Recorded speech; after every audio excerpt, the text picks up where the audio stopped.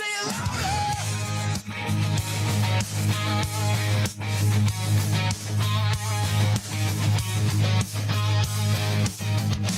Truth cuts through all the noise, that's power. Sneeze in the chat with the real-time data. Drop that spin, we'll fact-check it later. Facts still matter, yeah, we're keeping receipts. Headlines fine, but we repass the tweets. If it's news, if it's nasty, breaks it down. Cause the truth hits different when the facts come out. Scrolling through the chaos, everybody's got a take. But Steve's in the live with the sources on display. No rumors, no drama, no somebody said. Just what's proven, what's solid, what's actually been read. He's calling out the claims, separating real from fake. Cutting through confusion like a clean earthquake. Current events, yeah, he's got that mapped. If it's not verified, it's getting unwrapped. So drop your questions, drop your doubts. Steve's here sorting all the truth from the cloud. No panic, no spin, no agenda to flatter. Just one simple rule, facts still matter. Facts still matter, say it louder, say it louder. Truth cuts through all the noise, that's power. Steve's in the chat with the real-time data. Drop that spin, we'll fact check it later. Facts still matter, yeah, we're keeping receipts. Headlines fine, but we repass the tweets. If it's news, if it's now, Steve breaks it down. Cause the truth hits different when the facts come out. Hello. Feels like it's been forever. How are you guys? Thanks for joining us tonight. Good to be back. We know the drill. Tapping is clapping, and liking is loving, and sharing is caring. We know you got choices, especially in the evening, and we are super grateful for you joining us. An unexpected additional time off on Wednesday. I'll get into that in just a second. Wasn't planning on doing a show Wednesday night. Wasn't planning on doing a show this morning, but we're back. Thank you guys. So let me actually go back to the events of Tuesday night. So we finished our show. We had a great debate night, and then just before bed, around 11:30, 11:45 or so, let the dog out as I want to do. He's got a cable in the backyard and put him back out there. He goes out there. And then about 5 minutes later, I got that aroma of skunk. And it was like, the fuck? And sure enough, he got hit right in the snout. And when you live in rural climates like I do, it's not uncommon for this to happen. In fact, it happened. Everybody, by the way, everybody said poor Kipper. Fine, sure. But anyway, so he just got hit right in the nose. And you know, everybody sent me recipes for their old standby recipe. I've always used a combination of tomato juice, baking soda, and Dawn dish soap, and it always works. So he got a little bit like on his snout, and then it wet up under his eyes. So the problem is that we were expecting we're going to drop him off before the daughter and I went to Boston for the Red Sox game. Go Sox, which they won. It was great. So we were unsure about how they were going to receive that. They were totally cool. So he was there yesterday. You can still smell it a little bit. The house still smells it a little bit. All the windows are open. But we're working it through. Anyway, that was a bit unexpected. So till 2:30 in the morning on, Wednesday morning, working on that, multiple baths, the whole 9 yards. Anyway, then drove to Boston that morning, did a little shopping, back to school shopping for the girl. She had a great time. We saw a lot of did a lot of people watching. The game was incredible, except we were surrounded by a very interesting crowd, we'll say. And some of the things that were being said, and the daughter looks at me. She's like, "Don't say anything, Dad. Don't say anything." And it was difficult, but I respected her opinion on that, on the events of that. And then later in the evening, we had some food. After the game, things settled down a little bit, and then going back on the subway at midnight is always an interesting ride. So it was a wonderful thing. We had a great time. It was amazing. We've had pretty decent luck. Her and I going to games together. It's kind of becoming our thing. One with the boys and her when they were younger, but it's kind of becoming our thing. When we used to take her to Boston for treatment, for she'd go to Dana-Farber Children's Hospital. And we'd always make it a point to try to go to a game if possible, or we did a tour of the Fenways or of Fenway Park or whatever else it might be. So it was great. Super glad to be down there. Super glad that they won. It's been a summer, been reborn, by the way. So anyway, thank you guys for your loyalty, your patience. I appreciate you all. Programming note, we'll get back on our regular schedule tomorrow, which is our morning show, and then we'll do Facts After Dark, a combination of Facts After Dark, and that's a wrap tomorrow night, and then we'll do our regular show over the weekend. I'd like to ask you guys, if you wouldn't mind, please help us out, because we're behind because of the last couple of days. If you wouldn't mind taking out those gift goals for us, and please check out the gift gallery. That would be really, really important. When we lose momentum, it makes it harder to get back, to get the momentum back. So if you wouldn't mind, just jump on in. We were looking to talk about. Oh, thank you so much, Barta. Thanks, bro. Appreciate you. That's very kind of you. We'll try to get back on the FYP as quickly as possible. I do wanted to talk about a couple things that, obviously, the events of Tuesday and Abdul Sayed winning the Democratic primary. We're going to get into much more of that tomorrow, but you've seen full-on Islamophobia now coming from this administration. Not unexpected, but because they can't talk policy, it becomes another target, another scapegoat. Never mind what the policies that he stands for, like, oh, I don't know, healthcare, universal healthcare, et cetera, et cetera, et cetera, et cetera. But we'll get into all that. We've got to talk about yet another Republican of now under suspicion of either sexual assault or inappropriate behavior or whatever that might be. We'll talk about that as well. I do want to focus on this before we get into our show. We're looking for debates. We're looking for opposition because, again, here's the question. Men, the fuck is wrong with you? Case in point, heard it a lot last night on the subway and at the game. What the fuck is wrong with you? Trump is the worst president in American history, bar none. Undocumented immigrants keep America running, and conservatives do not care about kids. Love to talk about any of these particular topics. Looking for opposition this evening.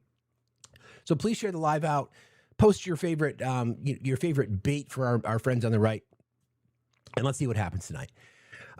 So the situation with Anthony Fauci, in case you had not heard, and I didn't get a chance to kind of get into all the details of what it means to bring contempt charges,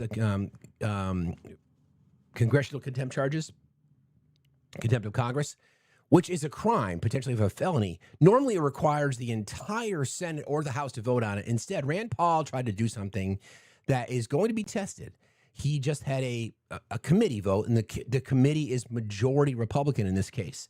So I'm going to let Lisa Remillard, the news girl, like I said, I didn't get a chance to research this myself, but I listened to her breakdown, and she did a really good breakdown of this. So we're looking for, it's only a crime for Dems. Yeah, apparently.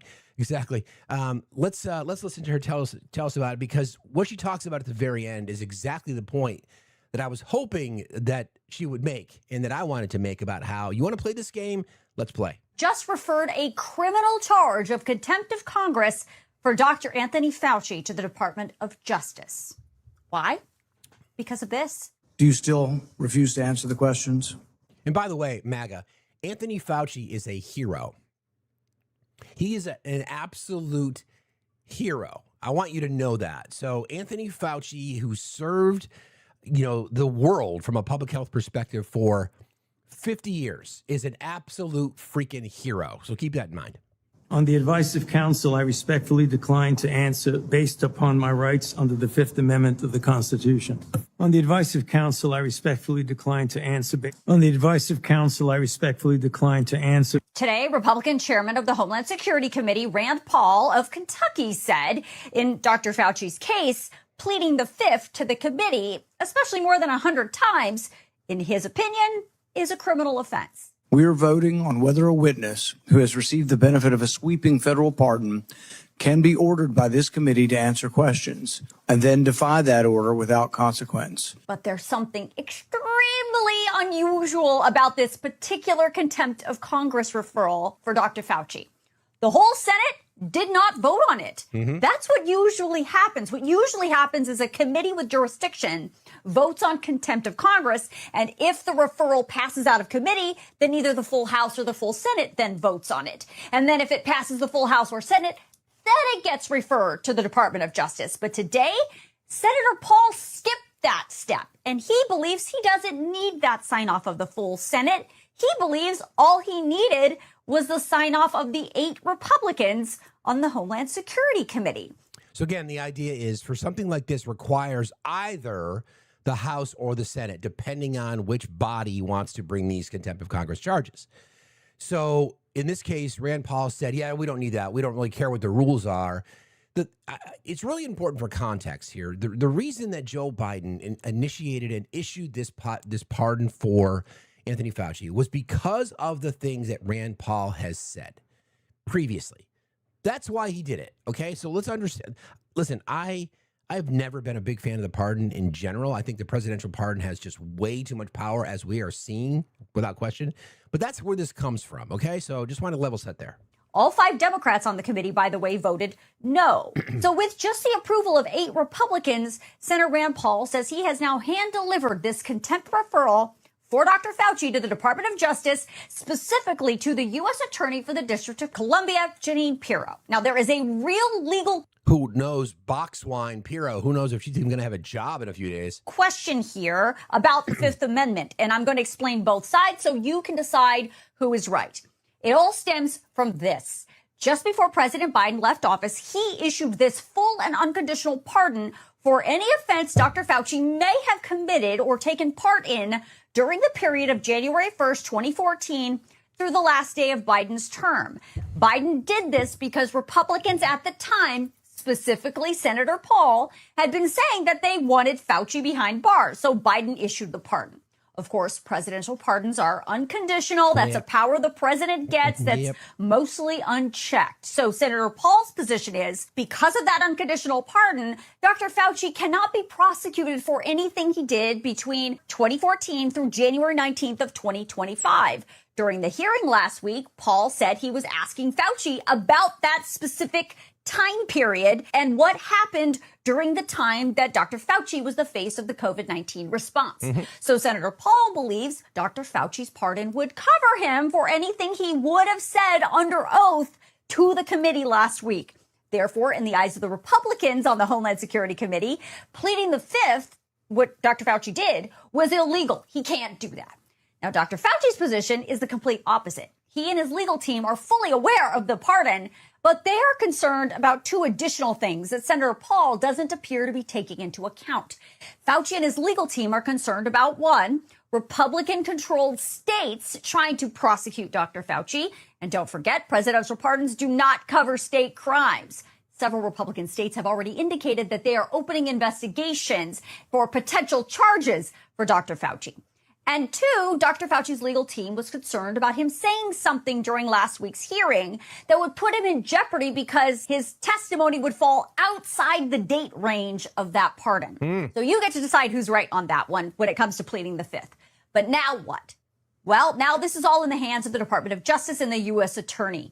It will be up to them to determine whether or not they're going to move forward with prosecuting Dr. Fauci for contempt of Congress, which, by the way, if convicted, could result in prison time. Yeah. But there is one more piece of all of this that you have to understand, and that is the political piece. Now, remember how I said this contempt referral was very unusual because the full Senate did not vote on it? Well, Senate Democrats are already threatening Republicans, saying, if you want to play this game, when we're in charge, we're going to play this game too. Damn right. As I always say in politics, what goes around comes around. And there will come a time when Democrats control either the House or the Senate or both. And today they are warning that they are going to run this exact same playbook as Rand Paul, and contempt referrals could be flying out of Democrat-controlled committees Let's go. for those connected to President go. Trump, Let's his go. administration, and whoever else they find. Let's go. Senator Rand Paul and Republicans on the committee don't appear today to care about that. Several of them have already been posting to their social media pages saying that this referral for Dr. Fauci is about accountability. Is it? Is it? So somebody asked this question, why then would it be illegal? It's not illegal to plead the Fifth. The situation is because of the pardon. Now, the pardon issued by the president means it's only for, well, in this case, it was only for a certain period of time, for one, and it would just be for anything federal. Now, part of this is that I think what Rand Paul is attempting here is to try to get states to potentially bring charges. We've already seen that. I think Texas and Florida and others. So, and of course, the Fauci legal team knows that. So if there's anything, that's why he took the Fifth. People are saying, why would he take the Fifth for the color of the carpet? Why would he take the Fifth for, what color is the pen on your desk? Because once you invoke it, then you just use it. It's just fucking stupid. And I want to remind everyone again, especially our friends on the right, Anthony Fauci has saved tens of millions of lives in his career as a public health professional. Tens of millions. Okay? So if MAGA wants to play that game, then let him. Because I think what we're seeing from the Senate, which is exactly what we want, and the more and more I'm starting to look at these polls, obviously Michigan's a big deal. Haley Stevens did poll better against Mike Rogers, but Abdul Sayed is now the candidate, is now the nominee, and she has said even on election day that she would then lend her support and support him and endorse him. Even I haven't seen that yet. I guess we'll see. Obviously, it's going to be a hell of a lot, much more difficult to take control of the Senate without Michigan or without Maine. Certainly not going to happen without both of those. We'll see. So what we want is Democrats to be as consistent on this as they've said. Like, you're going to play this game, we'll fucking play. Let's go. Let's go. With that being said, I just want to remind people that RFK Jr. is the person who's now, although different positions, Anthony Fauci was not a cabinet secretary, for sure. He was a NIH director and was preeminent. He was never the CDC director. He worked for the NIH. This is RFK. I played the sound from the interview that he did with Dana Batch last weekend. And there's one particular part. I know our friend Jen, who's working right now in the ICU, as a matter of fact, was an ICU nurse. And he said some of the most ridiculous fucking thing about ICUs in our country during NIAID. Correct. Thank you. Well, NIH as well. Also, he said something horrible, and we're gonna revisit that, and then I'm gonna also remind everyone who he is. MAGA, we do want to speak to you. MAGA conservatives, libertarians, non-voters, and I spent a lot of time in New Hampshire today, so I'm driving home from Boston, so I need to kind of get that stench off me. Anyway, this is not a doctor. This is RFK talking about what he claims was ICUs being empty. That were empty all over the country, including in New York at the height. Of all the things that Health Secretary Robert F. Kennedy Jr. said on CNN over the weekend, it's this one that's got doctors and nurses who treated patients at the height of COVID incensed. I am livid.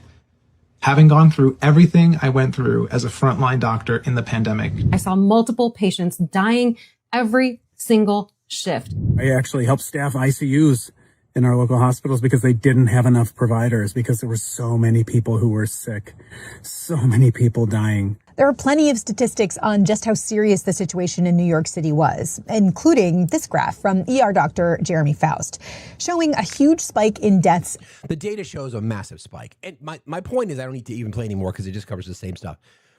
What he said was a complete bullshit fucking lie. An absolute bullshit fucking lie.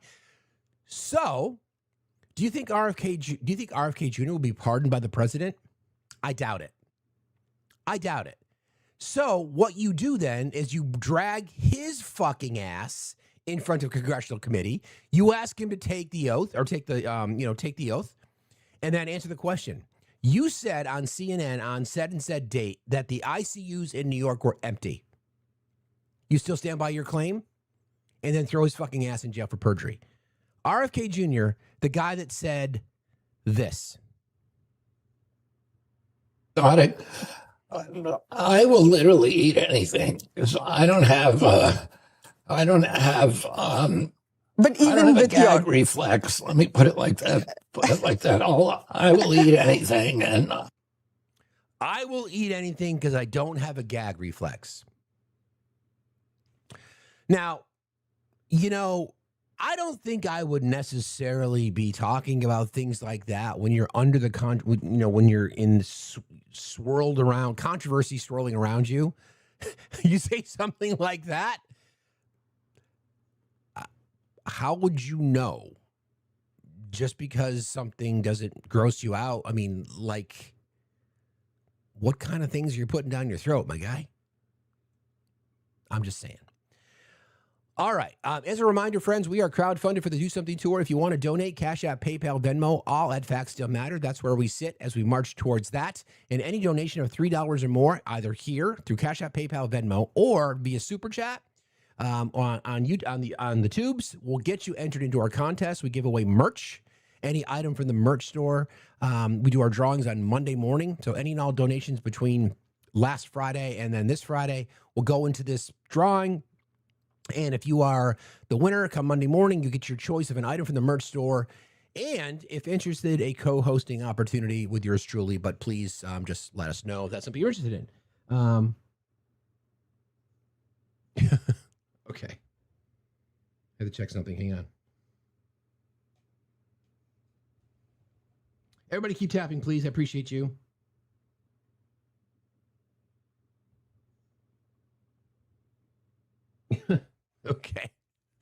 That's funny. All right. So what we did before, we may need to do a restart depending how this goes. So let's give it a shot. Everybody keep tapping, please.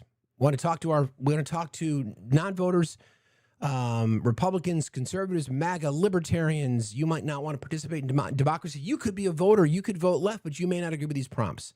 So if you're interested in having that conversation with us tonight, please join.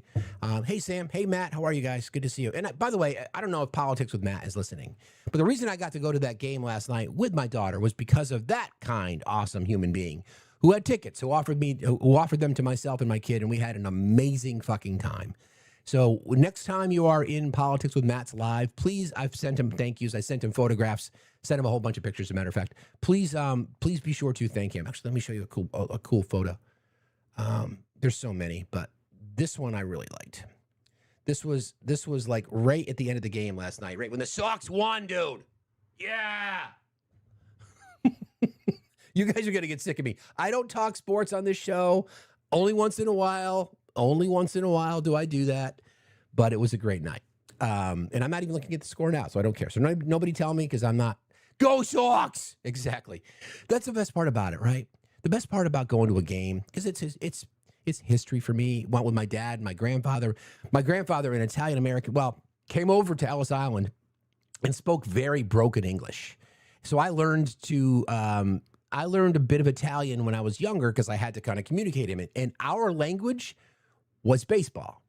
So growing up, when I did in the 70s, back before there was electricity, my team was the Sox, and there was players on that team like Jim Rice and Dwight Evans and Fred Lynn. And there was a shortstop for the Red Sox. His name was Rick Burleson. And my grandfather would pronounce his name Burleson. I'll never forget that. I hear it in my head. My grandfather was like a 5'4" Italian man who was a cobbler.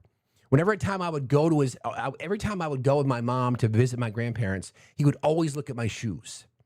He would take my shoes, he would grab them, he'd look at them, he'd be like, caca, like they were shit. It was kind of funny, but I always think about him whenever I go to the Sox. Go Sox. You got a marker. Yeah. You like apples? I got a number. How you like them apples? Missy Ivy Lou, how are you tonight? Miss Ivy Lou, are you there? I guess not. Let me just make sure I've got things in the box fixed here. Hang on a second.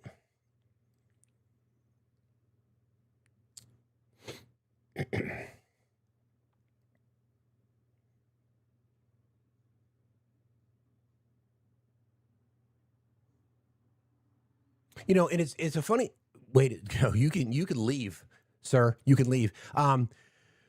The best part about it, I know people who are not Red Sox fans, and they hear about the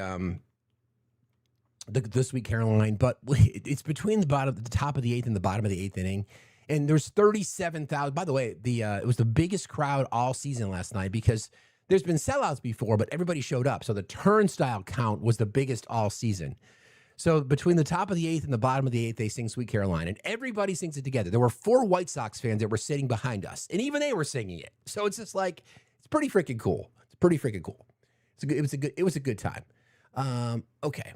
If you are in the box and you are a friendly, would you mind just please dropping out? Looking for ops at this point. Appreciate you. All right.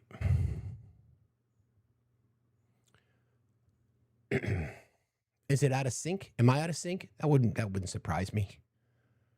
I've been known to be out of sync before.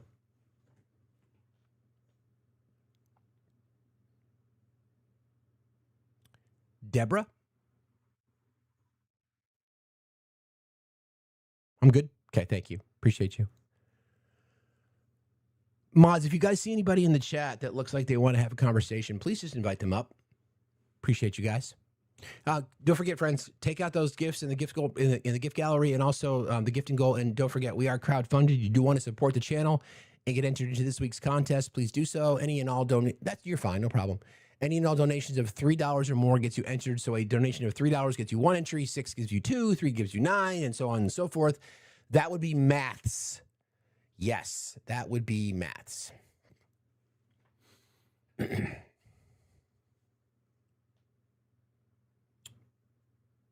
Thank you.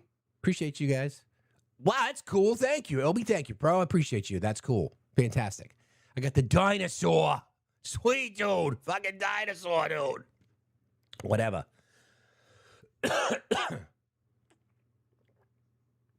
I'm good, Jay Bird. How are you?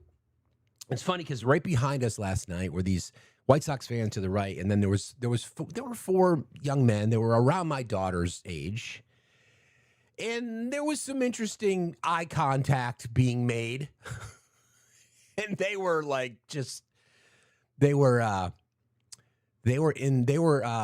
caught up in the festivities, we will say. And I'm looking at my daughter, and she's looking at me. We're rolling our eyes. And I'm thinking to myself, I wanted to say it to her, so I finally said it to her. I said, do they realize how stupid they sound? She's like, yeah. Thank you. Thank you very much for the sunset. I appreciate you. It was just so funny.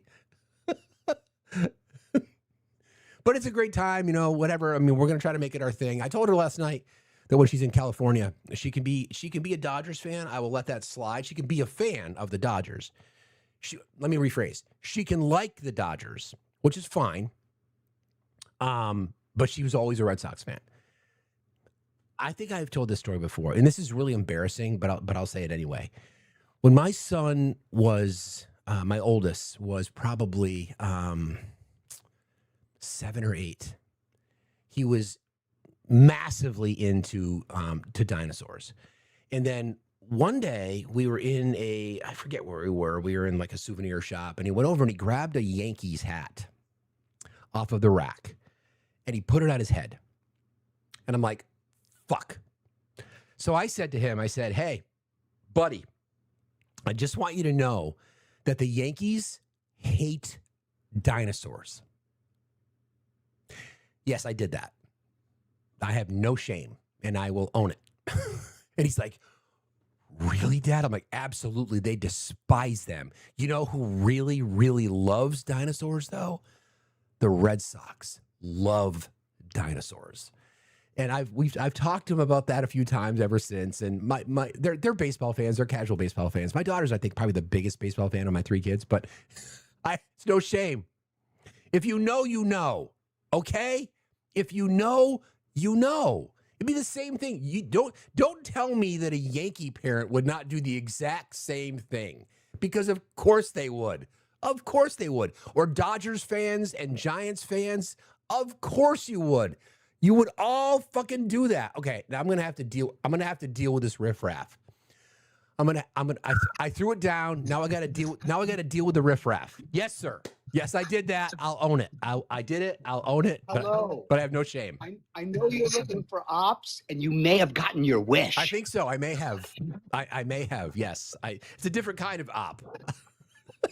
Yes, it's a loving. It's an op where we'll hug each other after the game. That's the kind of op. But I know where you live. But I know where you sleep when you're on vacation.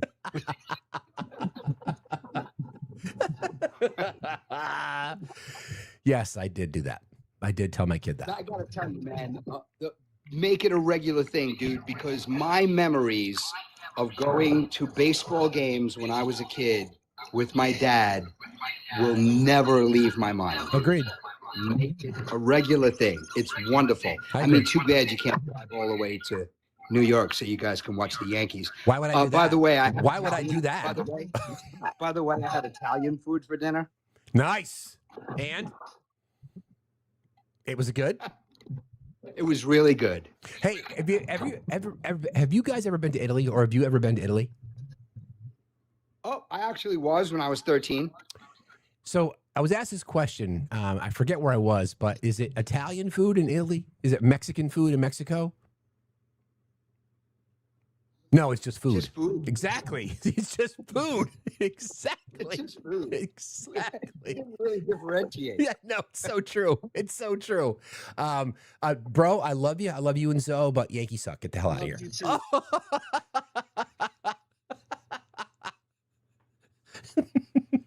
Listen, I'm serious. If you know, you know. When you grow up a Red Sox fan, being as old as I am, I got a big number coming up in September, but that was the bane of my existence as a kid. It was hell being a Red Sox fan because the Yankees won all the fucking time and we fucking sucked for 81, 86 fucking years. Not since 2004, but it was brutal. So I don't apologize. I don't apologize one fucking bit for throwing shade at Yankee fans. Nope, not one bit. Just like being a Pats fan. People hate the Patriots. When I was a kid, the Patriots fucking sucked. They were horrible. They were the laughing stock of the league. Will I ever apologize for being a Patriots fan? No, I won't. I won't at all. Matt, I see you out there throwing talk. Yeah, Matt, you can talk to me about that series in LA last weekend. No problem, buddy. Hi, Lee. How are you? Lee? Are you there? I guess not. Yeah, Paulie, same deal. Yeah, I know. I got you. Okay. Ram, that's fine. We can talk about that a couple years ago. All right, so looking for ops. If you guys wouldn't mind just tapping and sharing and liking and loving, please. Just a couple little things. There's more heat on Todd Blanche because, as you know, he's facing which is looking more and more and more likely that he may not get confirmed. We've got this story about Mitch McConnell, in case you guys did not know, that apparently he released a statement, not a statement from the physicians. He released a statement that said he'd been discharged from the rehab facility. Okay? It's weird. You know, obviously, if you have the time to write a statement talking about how you've been discharged from a rehab facility, then you're going home, then you could probably put yourself on camera and do that. But no, that wouldn't be too easy. Anyway, there's that. Because he's not going to be in the Senate, he can't vote, which means the full Senate would then need to confirm Todd Blanche. And when you're down 2 Republicans already, you can't lose 2. No, I did not get a new microphone. Ollie, does it just sound different? Maybe. I don't know. No, it's maybe it just needed me to stop talking to it for a couple of days. It's my friend. It's like an extension of me. Don't be cool. Be cool anyway. So that would leave then 52 senators. And it has to be, I did get a haircut, yes. It would have to be in the way the confirmations work. It's not a filibuster. It's just a simple majority. So Susan Collins has come out and said that she's a no at this point, although I don't believe anything she says. Lisa Murkowski has expressed some concern about that. And the Republican senator from Utah, his name always escapes me. So if those 3, then he won't get confirmed. And then I think about Tom Tillis still. I think about Tom Tillis and I think about John Cornyn. And yes, they voted for him to get out of committee. But how embarrassing would it be for the president to get his former lawyer to the full Senate vote and then have those 2 at the last minute be like, sorry, nope. So we'll be watching that. It'll be very interesting to see how that goes over the next Saturday, I think, is the vote Saturday they're off until after Labor Day. Good morning, Kathy. Good morning. Good evening, Kathy. How are you? Kathy?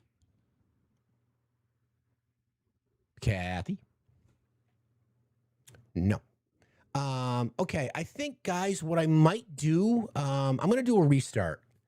So if you guys just come right back, that it helped us the last time because at this point, I don't see any opposition. It's difficult to have debate. I could debate with myself, but that wouldn't be very fun. Don't even comment on that. Anyway, I'm gonna come right back. I can do a restart. Please come right back. Thanks. I'll see you in a minute.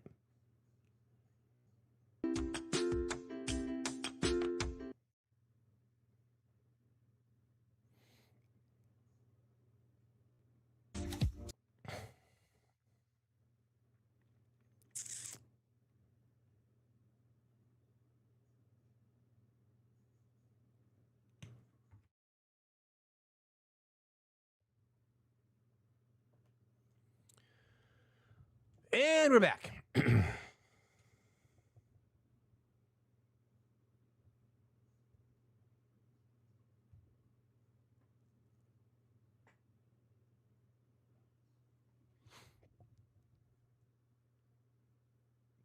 Hello, everybody. Hello, hello, hello.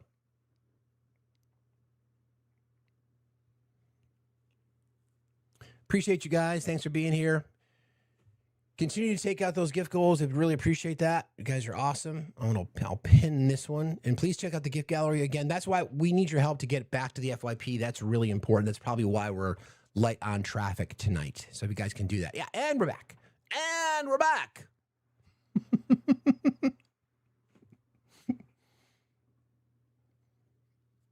Somebody should send up the bat signal for a few of our hunters because we need the incels. Kristen will find them, I guarantee that. Our friend Matt will find some of the oddball, those that don't generally join lives very often, but Matt seems to get some odd ones on his panel as well. So you guys can help us out, get us out the FYP. I know, RJ, yeah. Poor RJ. Bro just wants to talk politics. That's all he wants to do. That's all I want to do too. So I really don't want to debate culture wars. I really don't. I'm going to tweak these a little bit. I think we can find some more rage bait. Yeah, sure. That's what it is. But it's the intention. Although I like the top one. Man, what's wrong with you? Seriously, what's wrong with you? What is wrong with you? By the way, I don't know if you guys saw this, but did you guys see the president's hair? What the fuck is going on there? What is going on there? I'd like to know. Because that's some weird ass shit. Like, what is up with that? If I can find something real quick, I see if I can find this. Just give me a second here. I'm gonna scroll real quick because I have to see if I can find something because it kind of reminded me. I'm gonna seriously embarrass myself, but it's worth it because I have no shame. That's obvious. I don't know if I'm gonna be able to find it though because it may just be buried. But just give me a second here. As you're enjoying that photograph, let me see if I can find this picture. Hold on. It just may be gone. And I'm gonna give it another 10 seconds of scrolling. Wait, no, it may be just too far back into the annals of the massive amount of images that I have saved on my phone. No. I got the kind of it looks like the 70s haircut that we all kind of had. like all of us that we all had. Look at the fucking hair. I mean, seriously. Look at the fucking hair. Look at it. It's just crazy, man. Like what? He's wig maxing. I know, right? He's totally wig maxing. All right. Well, I might open it up to the panel then. If you don't have anybody that wants to, it doesn't seem like there's anybody out there that wants to have a chat. I do need to find a couple of different. Oh, I'll change that because that's disturbing to look at. We'll go that. Did somebody just say quiet wiggy? Really? Yeah, it could be a tube. I mean, I suppose. I suppose it could be. Maybe. But I don't know. When you order a Ken doll on Temu, that could be true too. Yeah. He fears going bald to avoid looking stupid. Okay. Maybe, I guess, maybe. But Joe didn't. I mean, Joe was losing his hair. You could see all kinds of scalp, and Joe just did what you do when you get older. You just deal with what you got. And his hair is like weirdly, it's like this weird colored blonde. What the fuck is that? Oh, here's this. Here, Tom, this is for you. Here you go, buddy. Go Sox! Seriously, look at this. What the fuck is going on there? What? It's like, I mean, it's like bushy. And then there's this kind of chaos of the comb over, whatever you want to call it. I don't know. Anyway, it's easy to mock. Everybody keep tapping, please. We'll see how this goes tonight. May not get an audience. Chaotic, how are you? Chaotic. I guess Hey, not. it did not. Oh, sorry. No problem. No problem at all. Just merry band of maggots. Yeah, you guys, at this point, what I need you to do is I need you to fill up the comments section with all the things that trigger our friends. You know, that would be Joe Biden, fuck Joe Biden, et cetera, et cetera, et cetera. You know the drill. All those. That would be a good thing to do. Hunter Biden for president, Hunter Biden for jail, Obama, books. Yes, exactly. Men and women's sports, even though there are no such thing as men and women's sports. Yeah, that kind of stuff. Rainbows, flags, everything else. Dr. Fauci's diary. We need to add to the background. Fauci is a hero. That will definitely do it. We'll have to add that for Saturday night when we do debate talk again.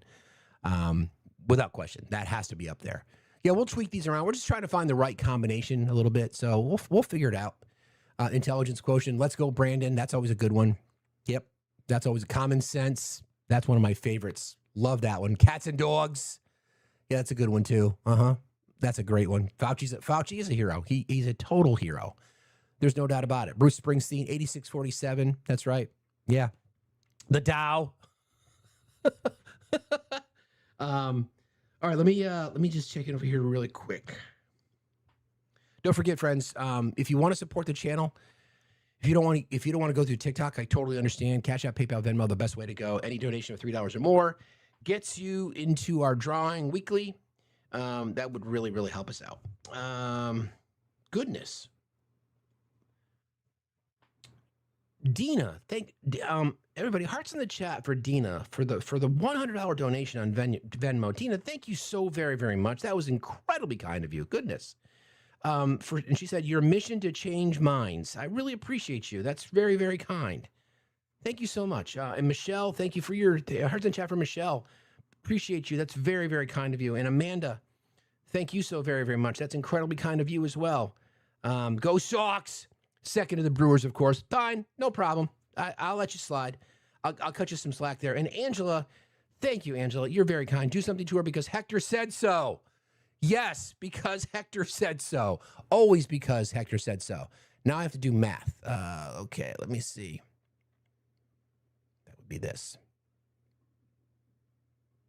Okay, that's incredibly kind. Thank you, guys. That's very sweet. Thank you so very, very much. Really, really appreciate you all. A couple of updates, I guess, on the tour. So when I bring my daughter less than 2 weeks from today to California to drop her off for college, while I'm out there, going to be meeting with some people that are considering, doing some stuff to help support our show and the tour in general. So we've had a lot of folks that have really reached out to us, and it's been amazing. So anybody who's just donated, that list of people that we just mentioned, they're all entered into our contest for next week now. The drawing will be on Monday morning. What we do is we compile everyone who's entered, who's donated $3 or more, and those donations then go to support, obviously, what we're doing here, because this is my full-time job. Because the only way that I could think about doing the tour is to make sure that this is my full-time gig. So that's why I've added the night show. That's why we're trying to, we're perhaps, being a little bit more aggressive in our attempts to try to remain in the FYP through gifting, because it's important. This is going to fund me when I'm out on the road. So it's important that we take out those gift goals. I just wanted to share that. Kid Rock is relevant. Of course, Kid Rock is the man. Love Kid Rock. Okay, let's see here. If we don't get anybody to join us, I said the panel's open. If anybody wants to come up and talk about whatever's on their mind, we can do that too. That might fire up some people. So if you're interested, thank you. I appreciate you saying that. It's not easy. It's not, I respect people who do what they do, but this is our thing, and we put a lot of time into this show, and you all seem to appreciate it. Got a lot of messages yesterday.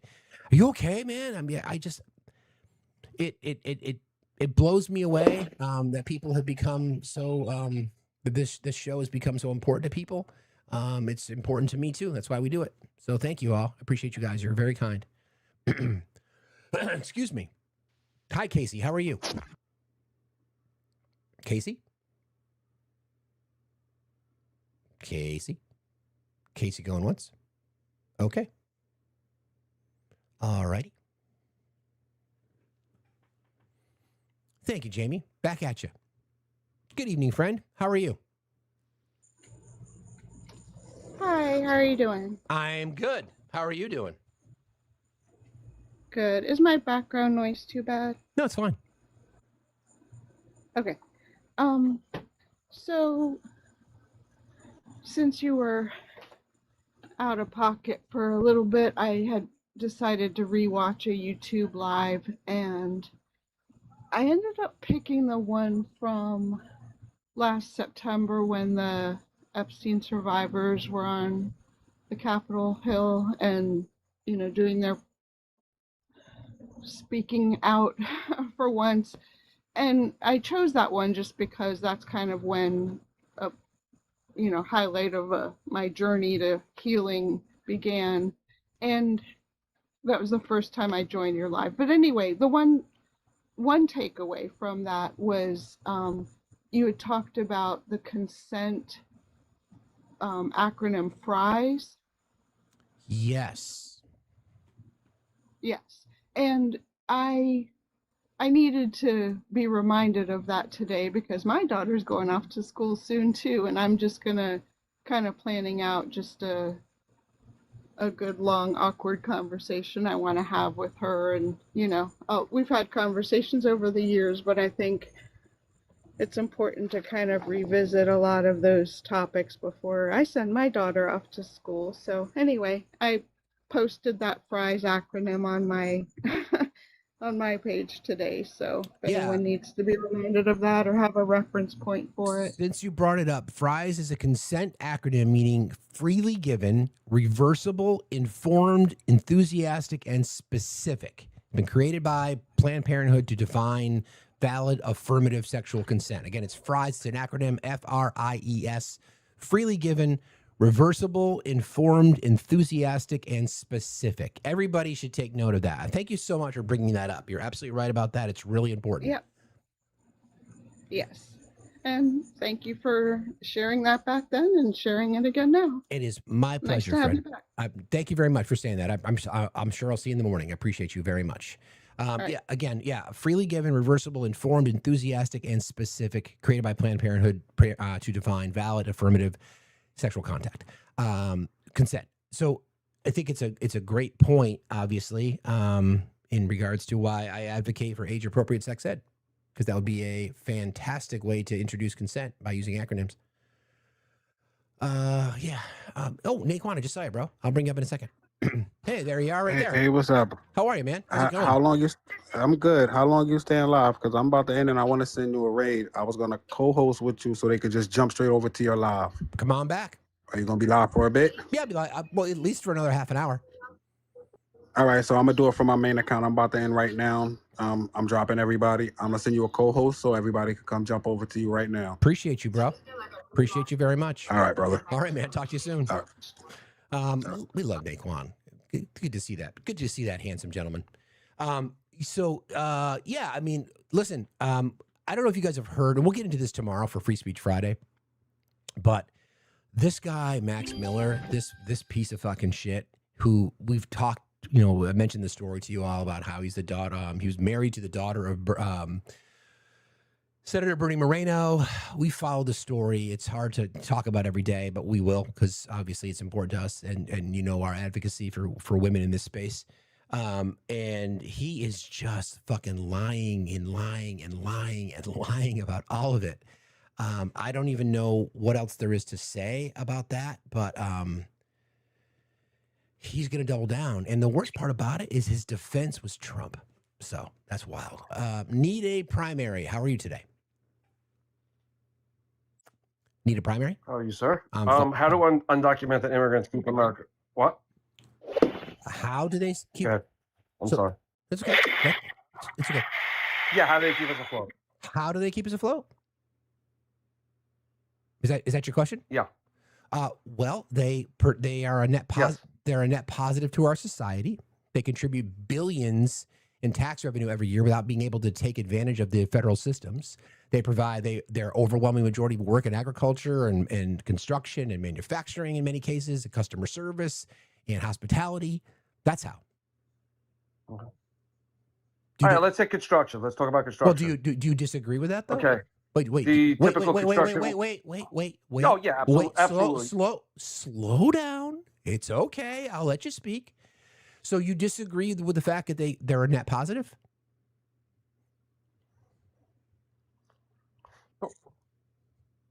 Oh yeah, they're a complete net negative. Okay, can you prove that, please? Yes, absolutely. How? The illegal immigrant in this country that works construction. No, that's not the question. Makes $15 an hour. Cue ball, that's not the question. Cue ball, that's not the question I asked. The question I asked. I don't know who cue ball is. Okay, turn your camera on. Who that is. Turn your camera on.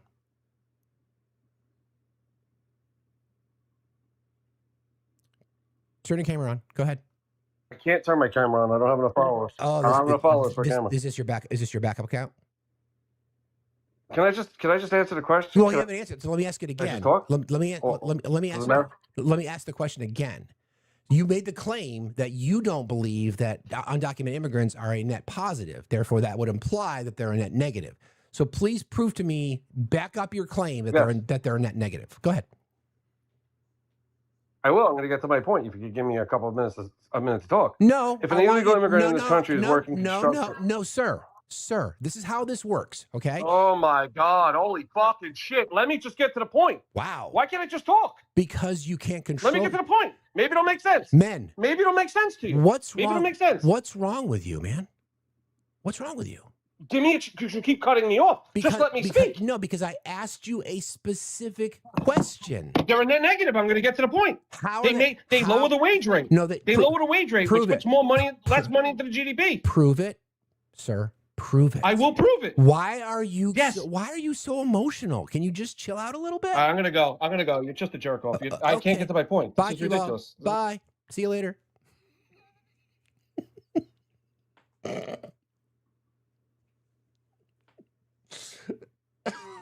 Jesus, that's fucking crazy, bro.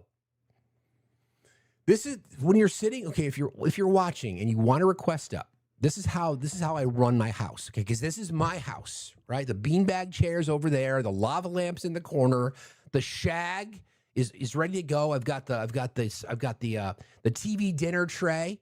Okay, so when you come into my house, you make a claim, you back it up. I will press your ass to affirm the claim that you made.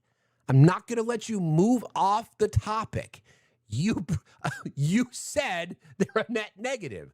So prove it without losing your fucking shit. I'm going to do myself a favor and I'm going to invite this Hanson. Matt, you want to come up, bro? Because I want to thank you in person. It's important to me. If you can, if you can, you can. If you can't, you can't. That's totally fine. I understand if you can't do it, but I just want to thank you in person. He was very emotional. He was. You, sir. Oh, it's not necessary. No, please dude, it isn't. don't. Take your flowers. Take your flowers. Don't do that. Take your flowers. My friend, Politics with Matt, who I've met in person, we karaoke together. Well, I should say, he karaoke'd and the rest of us just bowed in his honor when we were in New York, which New York is fine as a city, but their baseball teams fucking suck. Anyway, Matt was kind 100%. enough to offer me his tickets, and I took my daughter to the game last night, and we had an amazing time. I sent him some pictures. I just wanted to thank you again, sir. That was very kind of you. Very, very kind of you. I'm really glad you enjoyed. We picked those seats. I hope you enjoyed those seats as much as we do. We are those. So real quick, I'll tell you I have those seats. I share them with my dad's best friend. Awesome.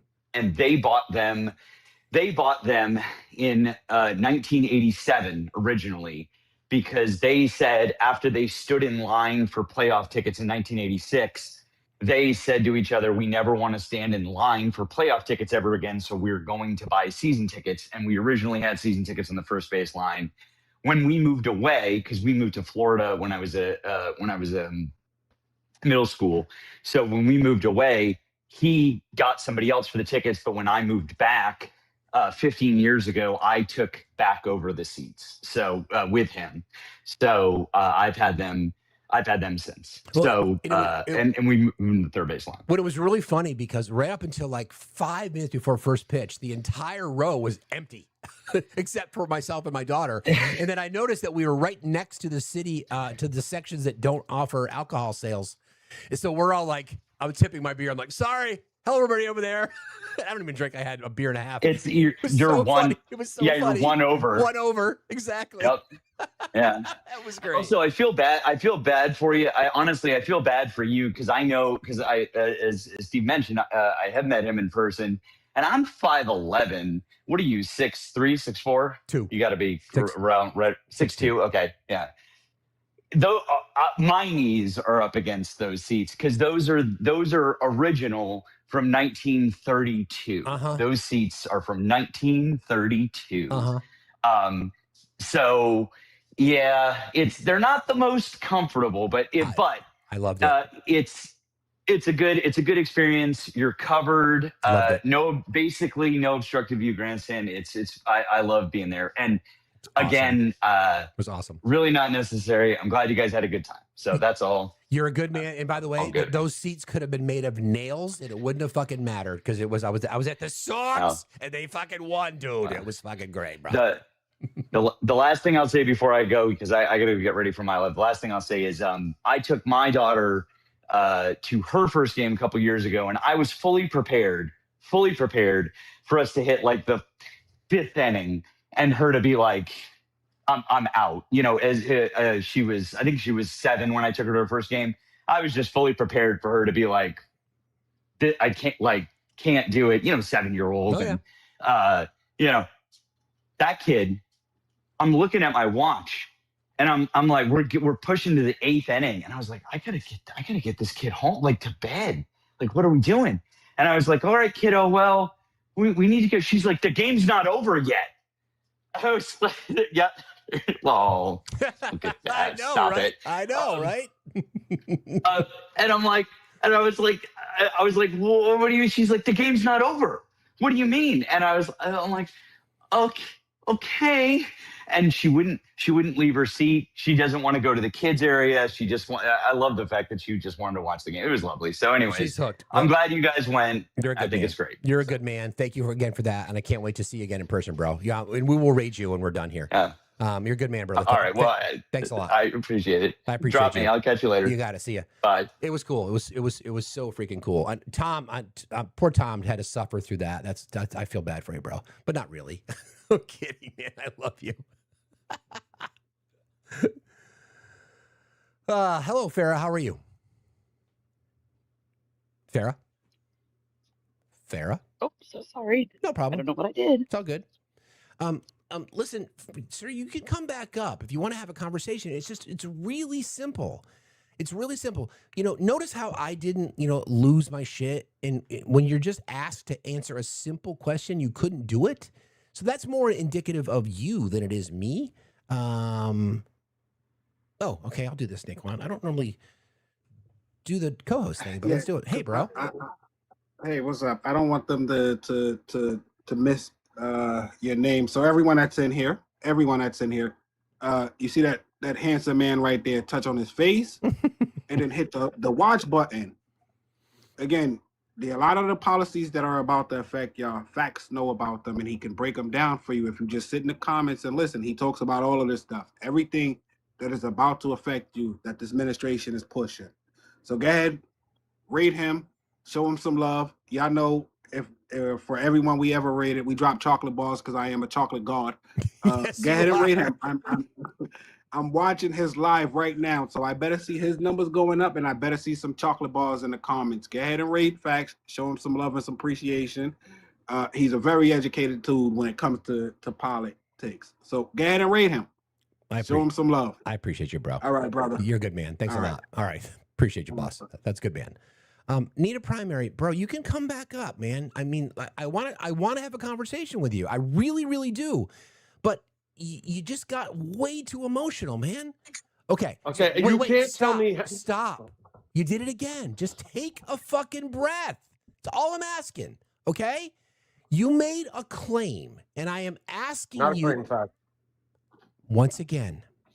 You called me a coward, which is fine. Yes, you are. You can't insult me. That's fine, bro. No problem. You can't insult me. It's not going to work. All right. You obviously responded to my prompt, which said undocumented immigrants keep America afloat. I gave you my argument.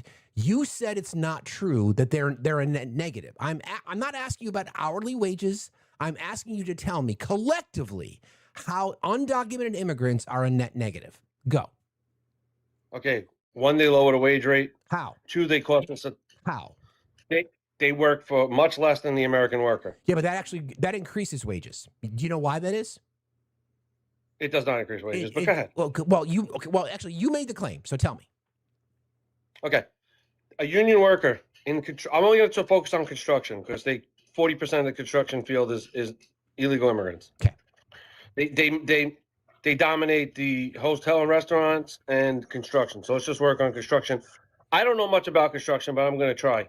Why are you talking about construction? Really well, then why are you talking about it? Do you know anything about it? All right. I'm an expert in the construction field. I'm one of the biggest organizers in the history of America. Well, you're not. All right, though, so why would you talk about something? No, I if really am. You could Google me and everything. Who are you? Joe Scopo, union organizer. Cool. Cement and concrete workers. I'm one of the biggest organizers in the history of America. So I'm supposed to take the non-union worker. I'm supposed to take your word for that? No, you can look it up. I'll wait. No, I don't. I'm like well known. Everybody in this panel will know who I am. They all hate my guts. So you want to give your government name out and on a live with 500 people in it? Well, I wrote a book. It's out, so there's no way I could get around it. What are you guys going to do? Dox me? I fight back. I don't just stand there. Well, that's not what doxing is. If your name is public, that wouldn't be doxing. Right. Okay. So let's continue. Okay. So the non-union worker makes an average of $15 an hour. You can prove that, right? Yes. How? Absolutely. How? Easy. Because I fought the battles, and it's just easy to. This is easy to figure out. No, I was boots on the ground for okay, this. bro. This is the But problem. let me finish. You see, you're not letting me finish. No, After I finish, I don't let. Wait. Listen, creator. Sir, after I finish, if I'm wrong, sir.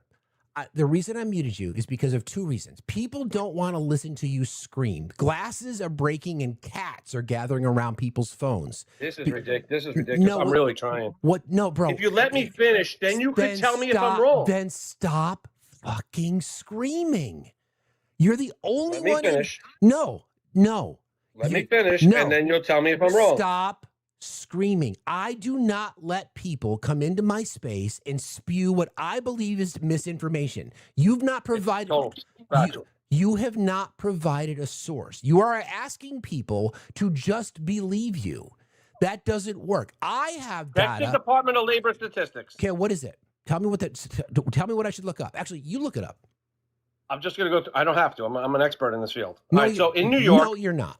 Can you do me a solid? Can you do me a favor? Let's start again. Can you tell me what you had for dinner? No. Pizza. Nobody cares.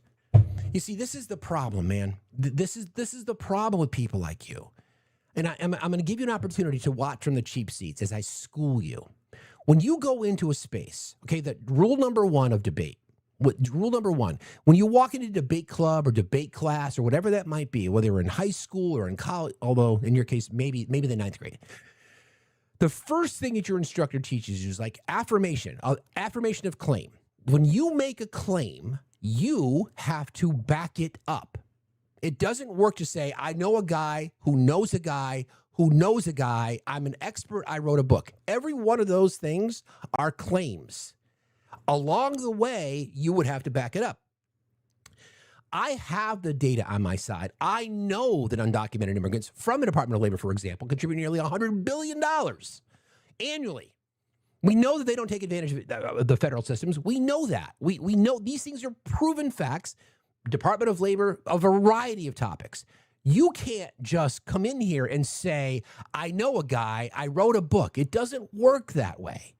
Happy to have a conversation with you, but again, it's my house. You walk into your house, if the expectation were that I was supposed to leave my shoes at the door, I would abide by your rules and leave my shoes at the door. You don't like it, I'm sorry, you can leave. That's how it works. Thank you. I appreciate that. Thanks for coming to my TED Talk. It's not that hard. And the only one in here who lost their shit was you, man. You're the only one that lost your shit. Wasn't me. Okay? Thank you. Appreciate that. Okay, I see Jerry.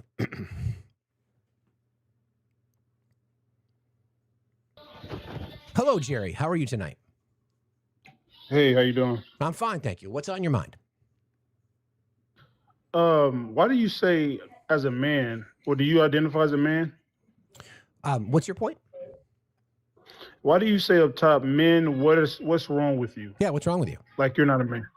Does that include you? Absolutely. Okay, cool. Because a lot of white gay men, they try to act like black women and try to hold. Do you assume that I'm gay? Yeah. Why? Why would you assume that? You have like pride stuff on your shirt and all through your page. I do. I'm not saying it's a bad thing. I'm just saying. But that you assume that because I had some colors on my shirt and it says where big fan your of human nails rights. is. Are you your nails is. Are you triggered? Done. Are you triggered by that? I'm not triggered. I'm just. I'm not mad that you're gay. I have no problem with gay people. Well, again, you made the assumption that I am. You want to ask me if I am? I'm pretty sure you are. No, you've assumed that. Do you want to ask me if I am? Are you gay? No, I'm not. Thanks for asking. I appreciate that. Do you know the history of nail varnish? It was invented for men to show how alpha they are, how much of a warrior they are. So I ask you, why aren't your nails painted? I probably would paint my nails. Yeah, I don't got a problem with painted nails. My bad. I thought you was LGBTQ. I apologize. Well, because you didn't ask, you assumed, right? Yes, I made an assumption. So why would you do that, though? Based off, I prejudged you. I apologize. You did do that. So do you know why I have the prompt that says, "What's wrong with you"? Because men like me prejudge, or is that the premise? That's one reason right there. Sure. That's a great example. What you just did is what's wrong with men. That's valid. I respect it. Okay. But I still got pushback. Okay. Go ahead. Push back.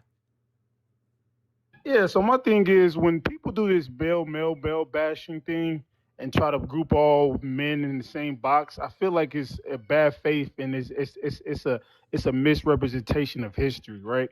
Because white women, specifically white women in America, have played a major role in white supremacy from slavery to Jim Crow all the way up to now. So you're blaming. It's like when you guys relegate the conversation. Slow down. So you're blaming women now? No, I didn't say women. I said white women. Okay, but so you're blaming white women? Oh, well, I'm saying they should be in the category of what's wrong with you, based off the history. Yes. Okay, so the system is how many white women have been president? How many white women participated in white supremacy? It's not the question. How many white women have been president? Why does it matter? They birthed the presidents. Well, yeah, okay, they do, but that's just they birthed every president, biologically, even Obama. Right, but that's biological. They birthed every president, even Obama. Right, they but birthed the first black president. that would be biological, right? So Jerry, this is how this is going to work, right? I'm giving families run America. Yes, Jerry. This is how this is going to work. Okay, this is how this is going to work. I am willing to have a conversation with you, but you are going to respond to the questions that I ask. And then we will go back and forth on those topics. And then just to reiterate, that's how it's going to work. If you make a claim, I will ask you to provide proof of your claim, not your feelings, and we don't answer questions with questions. Okay? No problem, sir. Great. So a system, our system, a system created by white men to benefit white men, to protect white men, and to defend white men. So do you agree? 1000% disagree. You disagree. So explain to me how you disagree with the system that was created by. So let's take them one at a time. Was the system that we live in created by white men? Correct. Okay. So then we agree on that. You made 3 statements. You're right. I disagree with one. Which one do you disagree with? The part where you said it was created to protect white men. A system that was created by white men. Who do you think they would be trying to protect? Whiteness, white women, white children, white elderly, white men, white people, white men initially, because women didn't have any. No, not initially. Well, Jerry, Jerry, let me make my claim. So were women involved in government in the formation of our country? Yes. How? Were you talking about? Are you talking about like since we got our independence? No, I'm talking about the creation of our country. Were women involved? Were women at the Continental Congress? Did women write the laws? Did women write the Constitution? Did women set up our system of government? Did women set up our banking system, our housing system, our system of capitalism? Were women involved in any of that?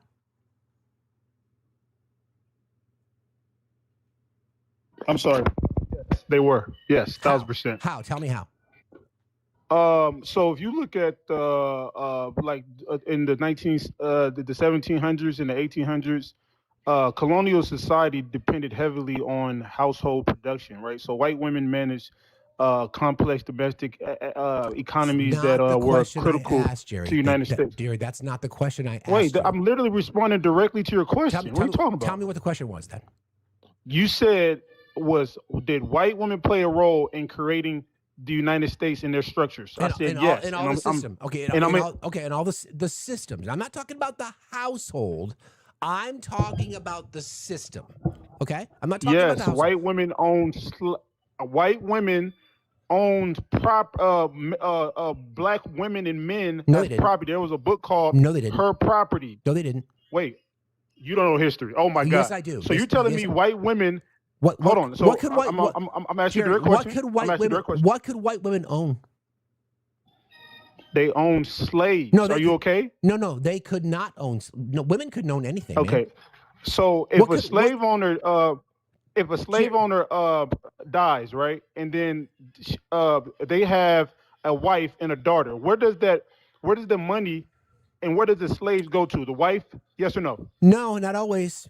Jerry, Jerry, listen. Bro, you're loud and wrong. Jerry, listen. Jerry. Just concede, bro. You're embarrassing yourself. No, Joe. No, I'm really not. You're embarrassing yourself. Just concede, brother. Jerry, you're embarrassing yourself. This is the problem. Let me tell you why.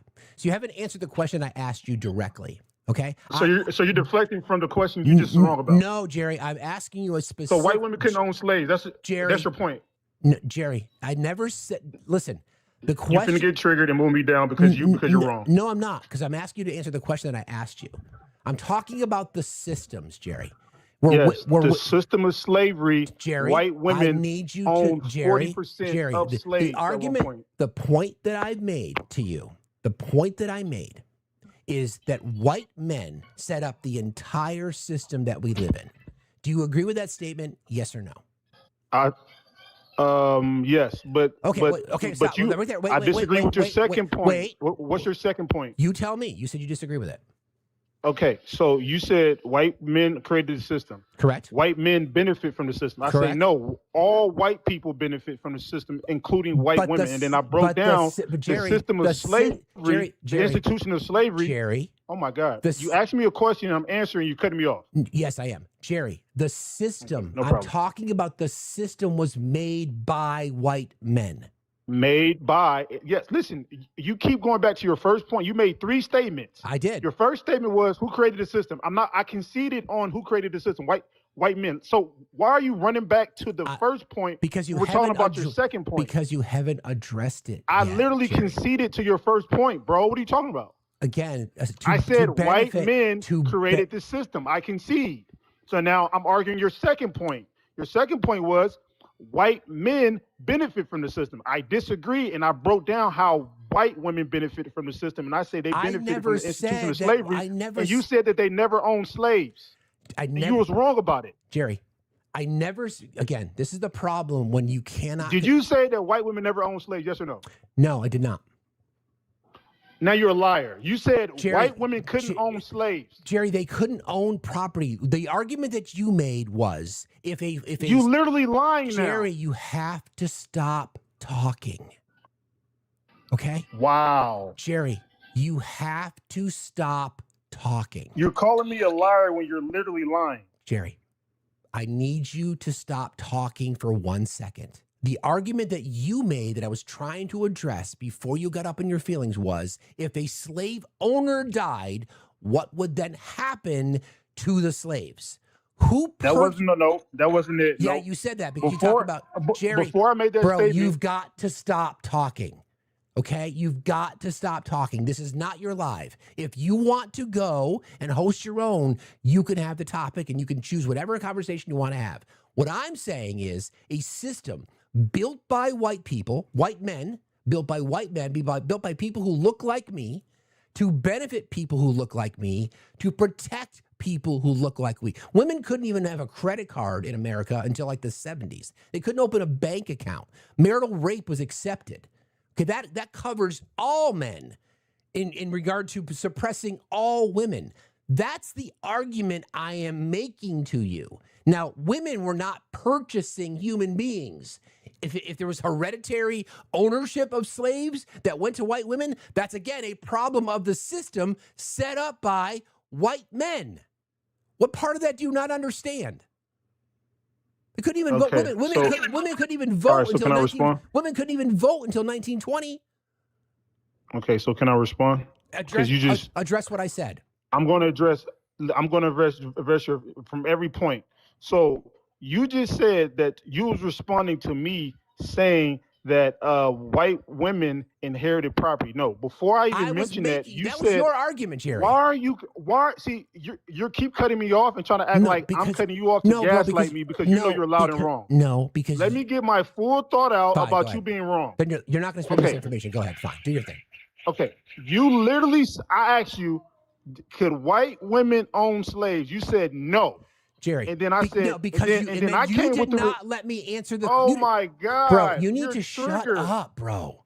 You need to stop talking. You're getting cooked and you're triggered. Sure, I'm getting cooked, bro. Go ahead, keep cooking away. Keep cooking. You're absolutely cooking me, man. Okay, you are cooking me. You have no impulse control because I don't. Because you're egoed out right now. You're acting like a man. You're putting your ego before your logic. Okay, cool. Can I address your point because you're going to try to cut me off and then try to move me down because you're loud and wrong. Because you don't want to concede. Because your ego is in the way of your logic right Keep now. going. Okay, keep going. Got you, bro. Okay, so I'm glad you analyzed me. I asked you a specific, before I made the claim about white women inheriting slaves, you made a claim based off me saying that could white women own slaves? You said no, they couldn't. I said yes, they could. Jerry. And then I explained how. I got it. There it goes again. I got it. There it goes again. Bro, I got it. The argument that this is the problem, okay? This is the problem. In the middle of that, yes, I absolutely did say that. Women were not purchasing slaves. They were being purchased by white men. It was that they could not, they were going to auctions. Give me a break, man. Women couldn't own a fucking home. They couldn't own anything. You're missing the point. This is the problem with this conversation because you can't control yourself. Okay? It was by the You're projecting, brother. Bro, the system itself. I'm not projecting. That wouldn't be what projection is. You're missing a very, very important part of this conversation. The entire system was set up by whom? Answer that question for me. And then we maybe can move on to something else. Okay? Wait, you're wrong again. You said Jerry, women couldn't own slaves. Jerry, women could own slaves without men. Jerry? Who was? You're wrong again, brother. Jerry, can you answer this question? Who? Yes, sir. Who was the system set up by? I conceded to that point. That is why are we going back to the first point again? Because that's that's not. That is the entire. You made three statements, brother. No, it's the same thing. You're still wrong. Women could own slaves without their husband. Under British common law, there's this thing called I think it's called convertu. It's femme soli, where people, even widows and unmarried white women, could buy and sell enslaved people. So you're wrong again, bro. You don't even know history. You're embarrassing yourself, brother. Mm-hmm. I got love for you to correct you when you're wrong, but your ego is getting in the way of your logic, brother. Jerry, I want to be your friend. No, I you- can't be friends no, with people no. who are egotistical. Jerry, bro, please try to calm down. The only person embarrassing themselves up here is you, which is exactly men. I've never been wrong once. You was wrong 3 times. I caught you in a lie 3 times. Okay, Jerry, I appreciate you. I don't think you want to have a sincere conversation, Jerry, because obviously you're. I'm trying to be sincere, but brother. Why is it that you cannot go 10 seconds without talking? Can you make it through 30? Let's see if you can make it 15 seconds without talking. Don't even go on mute. Take yourself off of mute. Let's see if you can go 15 seconds without talking. The clock starts now. The argument that I have made from the very beginning is about the system. Everything within the system was created by white men. White men were landowners. White men owned people. White men built the banking system, the housing system, the infrastructure. Everything was built by white men. Now, when white men created that system, who do you think they had in mind to benefit? Answer that question, please. All white people. Okay. So, but white men created the system, right? It didn't benefit white women. Correct. It didn't. How did it benefit? How did the entire system, education, capitalism, how did the entire system benefit white women when it was created by white men? Explain that to me.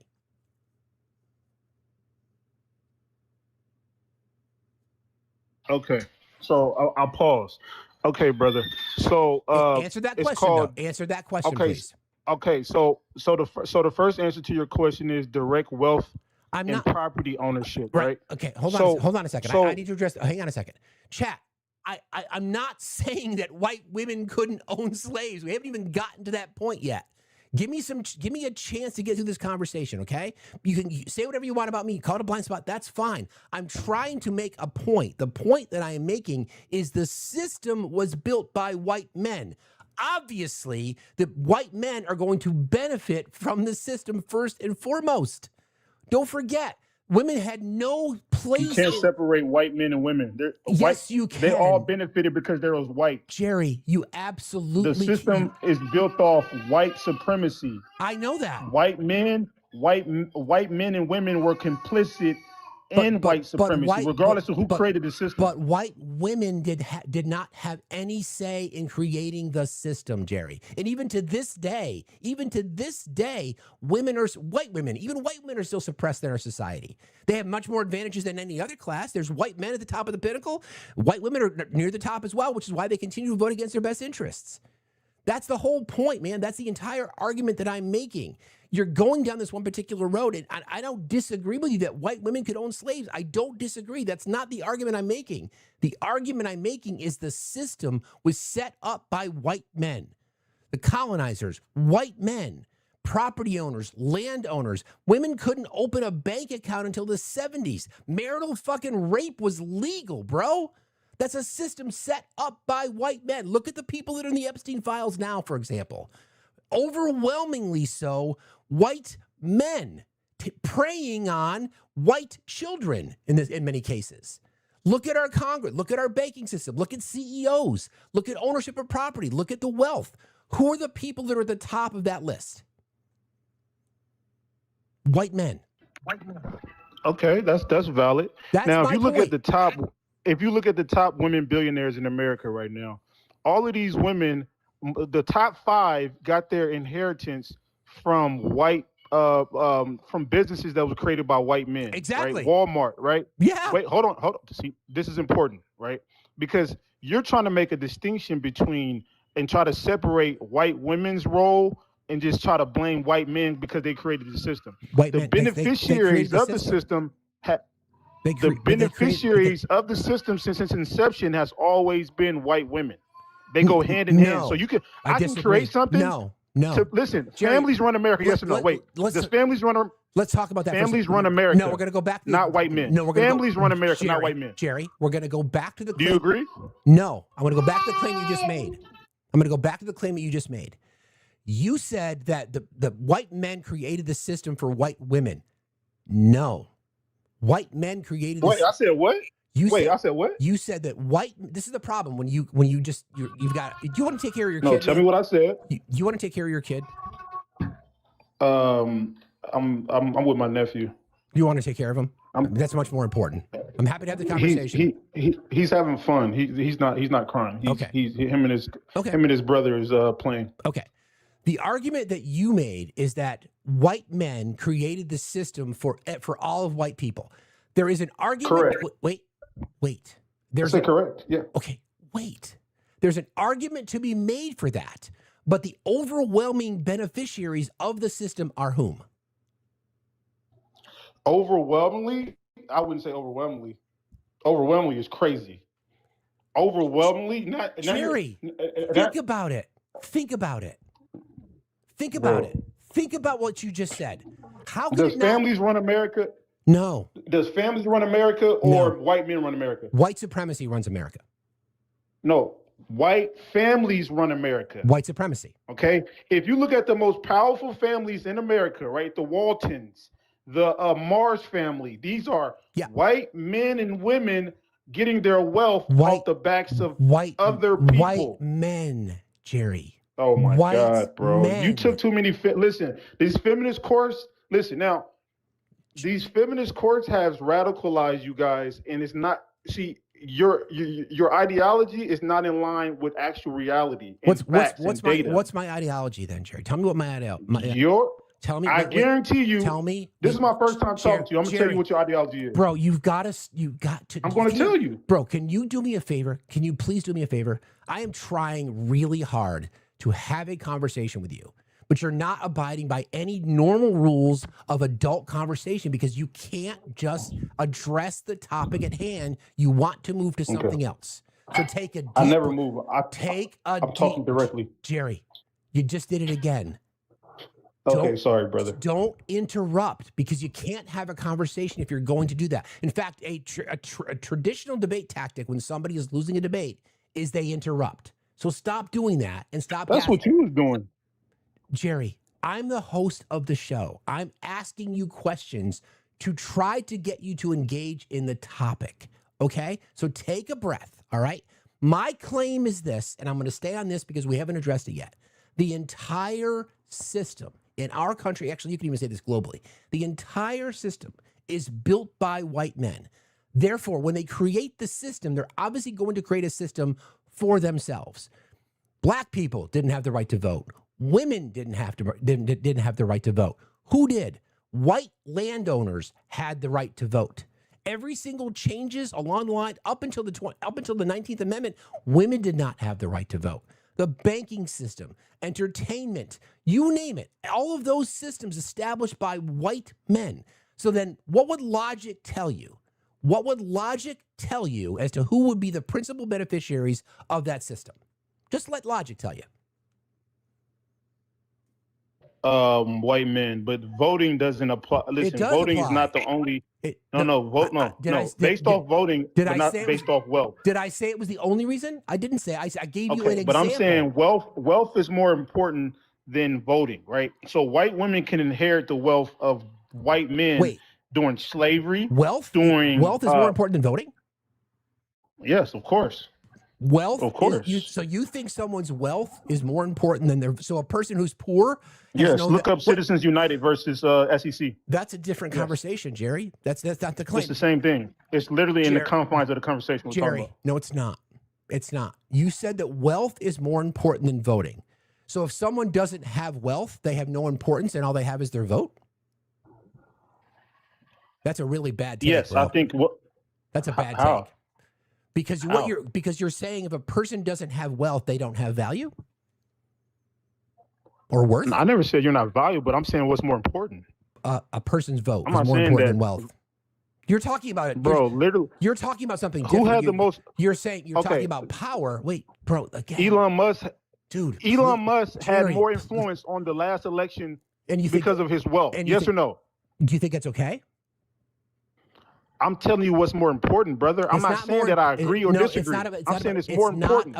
It's not about what's more important, Jerry. Okay, Did Elon Musk win Trump the election? Yes or no? It can be because of his money. Yes or no? it can be argued that the money from that's why I want money out of politics. It could be argued that the amount of money in our system is the problem. But I don't believe, if you believe that money, because it's your claim, you said money and wealth is more important than the vote. Of 1,000%, yes. I disagree. 1,000%. I disagree. Super PACs. It's not about. I literally brought up the SEC It's not versus Citizens United decision. It's not about which literally gave our elections to super PACs. Jerry, it's not about important. Okay, it's not about it being important. What you're saying is money and wealth has more power than the individual. That's a different conversation. Because voting, it's not more important than voting. Can we agree that that it's outsized the money the financial influence on elections is fucking crazy? Can we agree on that? Yes, that's Okay. why I said based off the current system, it's more important. It's not more important. I disagree. I'm not gonna. All right, let's just move past this. Okay, so I want to go back to the first topic. Okay. Okay. Men, Thank you. What's wrong with you? And I think what we've learned. Wait. I think what we've learned tonight, Jerry, is that you are providing an example of what is wrong with men, in my opinion, because you find it. I have found it very difficult for you to want to engage in a conversation without constantly over talking, without constantly trying to reiterate the same point that we've discussed a million times. I'm just asking, why is it so difficult for you to look past this one tiny little element within this argument that you're making and look at the entire thing? I finally did get you to agree that our system that we live in now, capitalism, the patriarchy, white supremacy, racism, all created by white men. Yes? No. Who else created it then, Jerry? Who created white men? Jesus Christ, dude. That's not the argument. Who created white men? Jerry, listen, please. Listen, please. Please listen. Listen to my words. This is like blaming Jesus without speaking on speaking about Mary. Jerry. You have to include Jerry. white women's you're role. doing it again. Bucko. You're doing it again. Well, you can't. So you're blaming. Fuck it. I'm sorry. What? What'd you say? I'm sorry. I got triggered. Sorry. Okay, you can fucking leave. Jesus Christ, man. So I just want to point out what you just did. You blamed white women for birthing children. So you just proved the point again, man. You literally just blamed women. This is the issue, bro. This is what yes, he did. He blamed women. Who birthed them? That's what you did, man. This is the whole fucking point. This is the whole point. God damn, it's frustrating. My goodness. All right, we're going to bring up, Jerry, you don't want to have a conversation, okay? You don't want to have a conversation. So need a primary, you just bailed because you don't want to have a conversation either. We could just have a background with one prompt that said men are emotionally insecure or men are weak. And you both have proven that because you don't want to have a conversation without losing your shit. It's not that hard. Okay, we're going to try one more time with you. One more time. The 2 times that you've come up since, you've not been able to do anything other than lose your fucking mind. Can you be an adult for a 5-minute conversation? Yes or no? Yes, with my 9th grade education that you said I have. Awesome. Well, when you make a claim, bro, you can't just expect people to trust your claim. That's not how it works. Okay? That's not how it works. So what you need to refute. You're talking? What? It's so condescending. I was just talking to my wife. You told your wife. I sent you. You just told your wife. I sent you the facts. You didn't send me any facts. I sent you the facts. No, you didn't, man. It's in your inbox. No, it's not in my inbox. Yes, it is. I inboxed you. Look, it's there. You inboxed me? Yes. So this is what happened, bro. Okay. Did you just tell your wife she's being condescending? No, I said you're being condescending. Who is? You.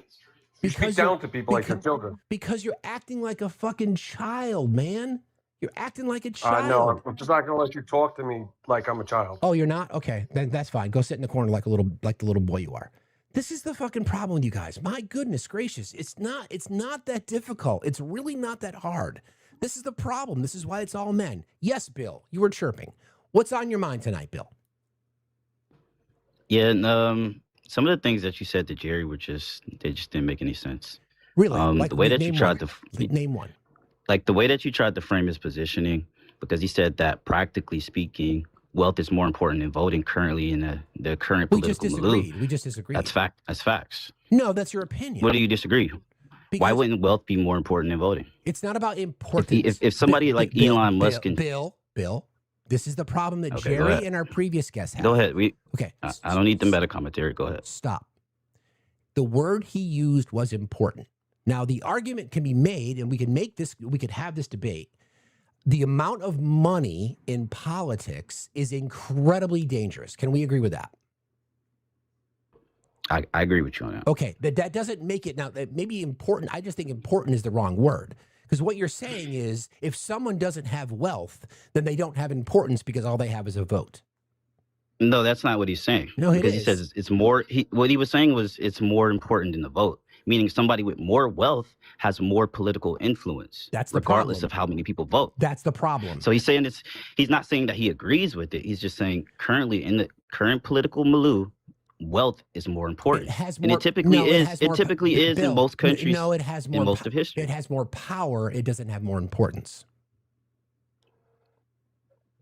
You mean more influence? More power. Okay, so what are you? Okay, if wealth has more power, it does. Why wouldn't it be deemed as more important? It's not. It's because it's not more important. Let's unpack the word. Because to me, it sounds like you're literally making... in the middle of a sentence. This is the same fucking problem I've go had ahead, with the go last ahead, two go guests. You got to stop. Is this a monologue or a dialogue? Well, it's a dialogue, but to have a dialogue requires one person to listen while the other person talks. Okay? But I didn't get to finish what I was saying. I was literally responding to what you said, and then you interrupted me. All right, go ahead. Go ahead. Okay, so just go ahead. Can you control yourself, please? Yes, thank you. The argument is this. Okay. The word he used was important, and I'm challenging the word important. Now, do I believe that money has a lot of power and potentially influence? Absolutely, but it's not more important because what you're saying is unless you have wealth, then your vote is not important. I don't like the word important. Now, we can certainly say wealth and money certainly have an overwhelmingly exponentially larger influence, but it doesn't make it more important because that diminishes a person's vote. Can you understand my point? Yeah, but I do understand your point, but that's the reason why. So if wealth is more important in the current political culture, the political milieu that we have in the United States, the West, whatever, then it shows you that wealth is diminishing the power of the individual vote or the collective vote. Again, right? It's the reason why super PACs exist. It's the reason why APAC has so much influence. It's the reason why people focus on the campaign funding. It's the reason why Elon Musk was able to shift the American, I wouldn't even say American results. He kind of pushed the results by leveraging his wealth. But that would go to leveraging his influence. But that would go to everyone, though. That's the issue. I think we're hung up on the word important. Okay, that's power, that's not importance. Okay, like I believe I'm an advocate for more people voting. I think it's incredibly important for everyone to participate in our democracy. I don't like the fact that 64% of our electorate votes in the general election. It's even less than that during non-election years, like off-cycle years. It's the word important that I don't like because I don't agree with that. You're not going to change my mind on that. Wait, bro. Wait. Again, I'm in the middle of talking. That's the issue that I have. It's not about importance. It's about outsized pressure. That's why I want Citizens United overturned. That's why I want money out of politics. That's why I want to discuss how we lobby. That's why I want to increase statehood for D.C. and potentially Puerto Rico. That's why I want to change the balance of the Supreme Court. Those are things that should be considered important. The outside influence of money is dangerous, but I don't think it's more important than a vote. I don't want to go back and forth on that because you're not going to change my mind, and apparently I'm not going to change yours. It's just the word. It's just the word that I don't agree with. It's wealth and influence. Wealth and influence and power. There's no but. Bill, I'm not going to debate a word, okay? I'm not going to debate I'm not the trying word. to debate the word. I'm trying to just draw the distinction. No, you have. When Jerry, Bill, excuse me, I'm not. Again, we're talking. He used the word important.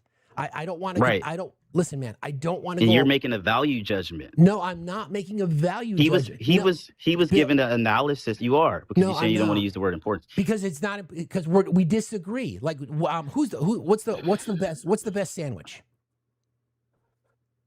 It's subjective. Exactly. You just proved But again, my point. It's no, I didn't. You Again, You walked right into the Okay. point, bro. Your issue with importance is a value judgment. No, it's not. You're saying, hey, it shouldn't, in theory, it shouldn't be better than X, right? It shouldn't be No. better than the vote. No. It shouldn't be better than individual participation in democracy. It should. Correct? No, that's not the claim I'm making. He was making an analytical Bill, you statement. you just asked me. You just asked, and I said no. So you can't move on from the point, right? No to what? What are you saying no to? I do not believe that wealth is more important than a vote. Do I believe that wealth and power, and thus money, has more influence than it should? Absolutely. But I don't believe it's more important. So can we move on to something else? Because I don't agree with you. Yeah, we could just move on because it's Okay, just, so that's All right. that's the problem with the statement at the top. What's wrong with men, Bill? Tell me what's wrong with men. Yeah, I think what's wrong with men, specifically in modern times, is you guys have this mindset, this self-depreciating mindset that you think being a man or being masculine is inherently a bad thing. It is. How is it? So what define masculine? The traits of a male. Those are not a definition. Define it. I just defined it. No, you didn't. You said that Masculine are the traits like- that like describe what? masculine Like what? maleness. Like what is maleness? That's also subjective to specific cultures. No, I'm asking you. I'm asking you to define Oh, it. what is to me? Yeah, the trait. Masculinity would be the traits. masculinity would be it's a combination of virtues, right? Wisdom, strength. So wait. Right? Let's take one at a time. Resilience, Let's take one at a time. self-control. Let's take one at a time. Let's take one at a time. Okay, let's take one at a time. All right. So wisdom. That's the first one you use. Wisdom. So you're saying that women don't have wisdom? No. Okay, so what we're talking about here, Bill, is what defining masculine, defining masculine, and you use the word wisdom. Yes, it's a combination of. Bill, wait. Okay, go ahead. Wait. Take a deep breath, bro. I asked you to define masculinity with traits. You said wisdom. Yes. So wouldn't wisdom apply to women as well? Yes, women have beauty. Okay, so then how then? Or excuse me, wisdom. Okay, so then how is it a trait specific to being masculine? It's not exclusive to male or masculinity. That's what I'm asking you for. Traits that are exclusive to masculinity. Go. Assertiveness, like aggression, like what are you talking about? Like, aggression. Let's yes. unpack that one a little masculine aggression. Masculine aggression is not the same as feminine aggression. bit. So let's talk about let's unpack that for a second. So these are like Bill, let's unpack that for a second. You said masculine. Okay, go ahead. You said masculine is Yes. defined by aggressiveness. You think that's a good thing? Absolutely. So being aggressive is a good thing. So do you believe that men are protectors? 100%. From whom? I mean, who else? But from whom? Any danger, any existential danger. So then Nature. Okay, wait. The forces of nature, other animals. Okay, wait. Again, your claim, the first definition that you used to describe masculinity was aggression. So now men have to protect other people from men's aggression? I didn't even say men. I said the forces of nature, existential threats, which can be other males. Animals. Animals? Yes, animals, the forces of nature. But Bill. I just want to make sure that we're staying on this particular topic because it's really, really important. Yes, I'm on the same topic. Okay. Do you think you could go 10 seconds without talking? Let's try that. So the argument that you just made when defining masculinity was aggression. Man, I asked you, Then I asked you to say, okay, then what you're saying is then I asked you about being protectors. You said yes, men are protectors. So what you are, I'm not sure if you're aware of this, but men are therefore protecting other people from men's aggression. Absolutely, you have to. Right, so you it's like but group you A. understand that weirdness there because you're saying that men are protectors, so men are protecting other people from other men. Absolutely. You think that's a positive thing?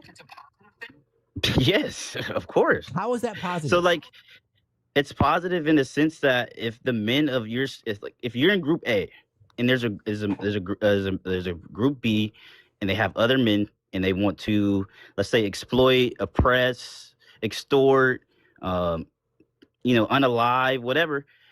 The men of group A have to be capable enough to harness their aggression, right, and defend their group. But wouldn't if men weren't aggressive, then would there be anybody to defend people from? Yes, 100%. Whom? Aggressive women, animals. But you so on and so wait a forth. minute. But I didn't no. But I asked you the trait of masculinity. Yeah, I answered the question, bro. But you answered. Oh, Jesus Christ, man! I don't think you understand this. Let me see if I can think about this in a different way. I gave you an opportunity to define what it was to be masculine, and the first word you used was. Once we move past wisdom, because then we agreed that wisdom would apply to men and women, which we can still agree to. I would completely agree. But then the first thing that you said was aggression. Now you're saying that men need to be prepared to protect other people from other men because the trait of men that you chose to define is aggression.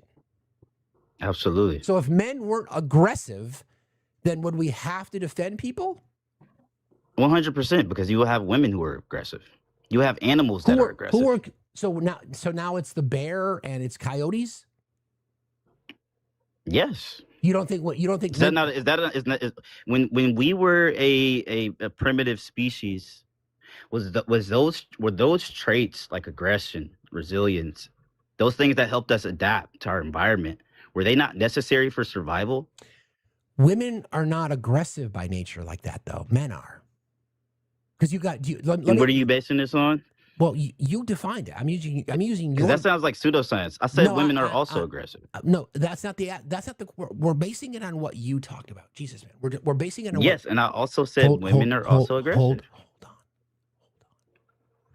Who commits the overwhelming majority of violent crime? In the United States? Anywhere. Men. That's the answer you're looking for. Right. So in the majority of the population in our country is what? Women or men?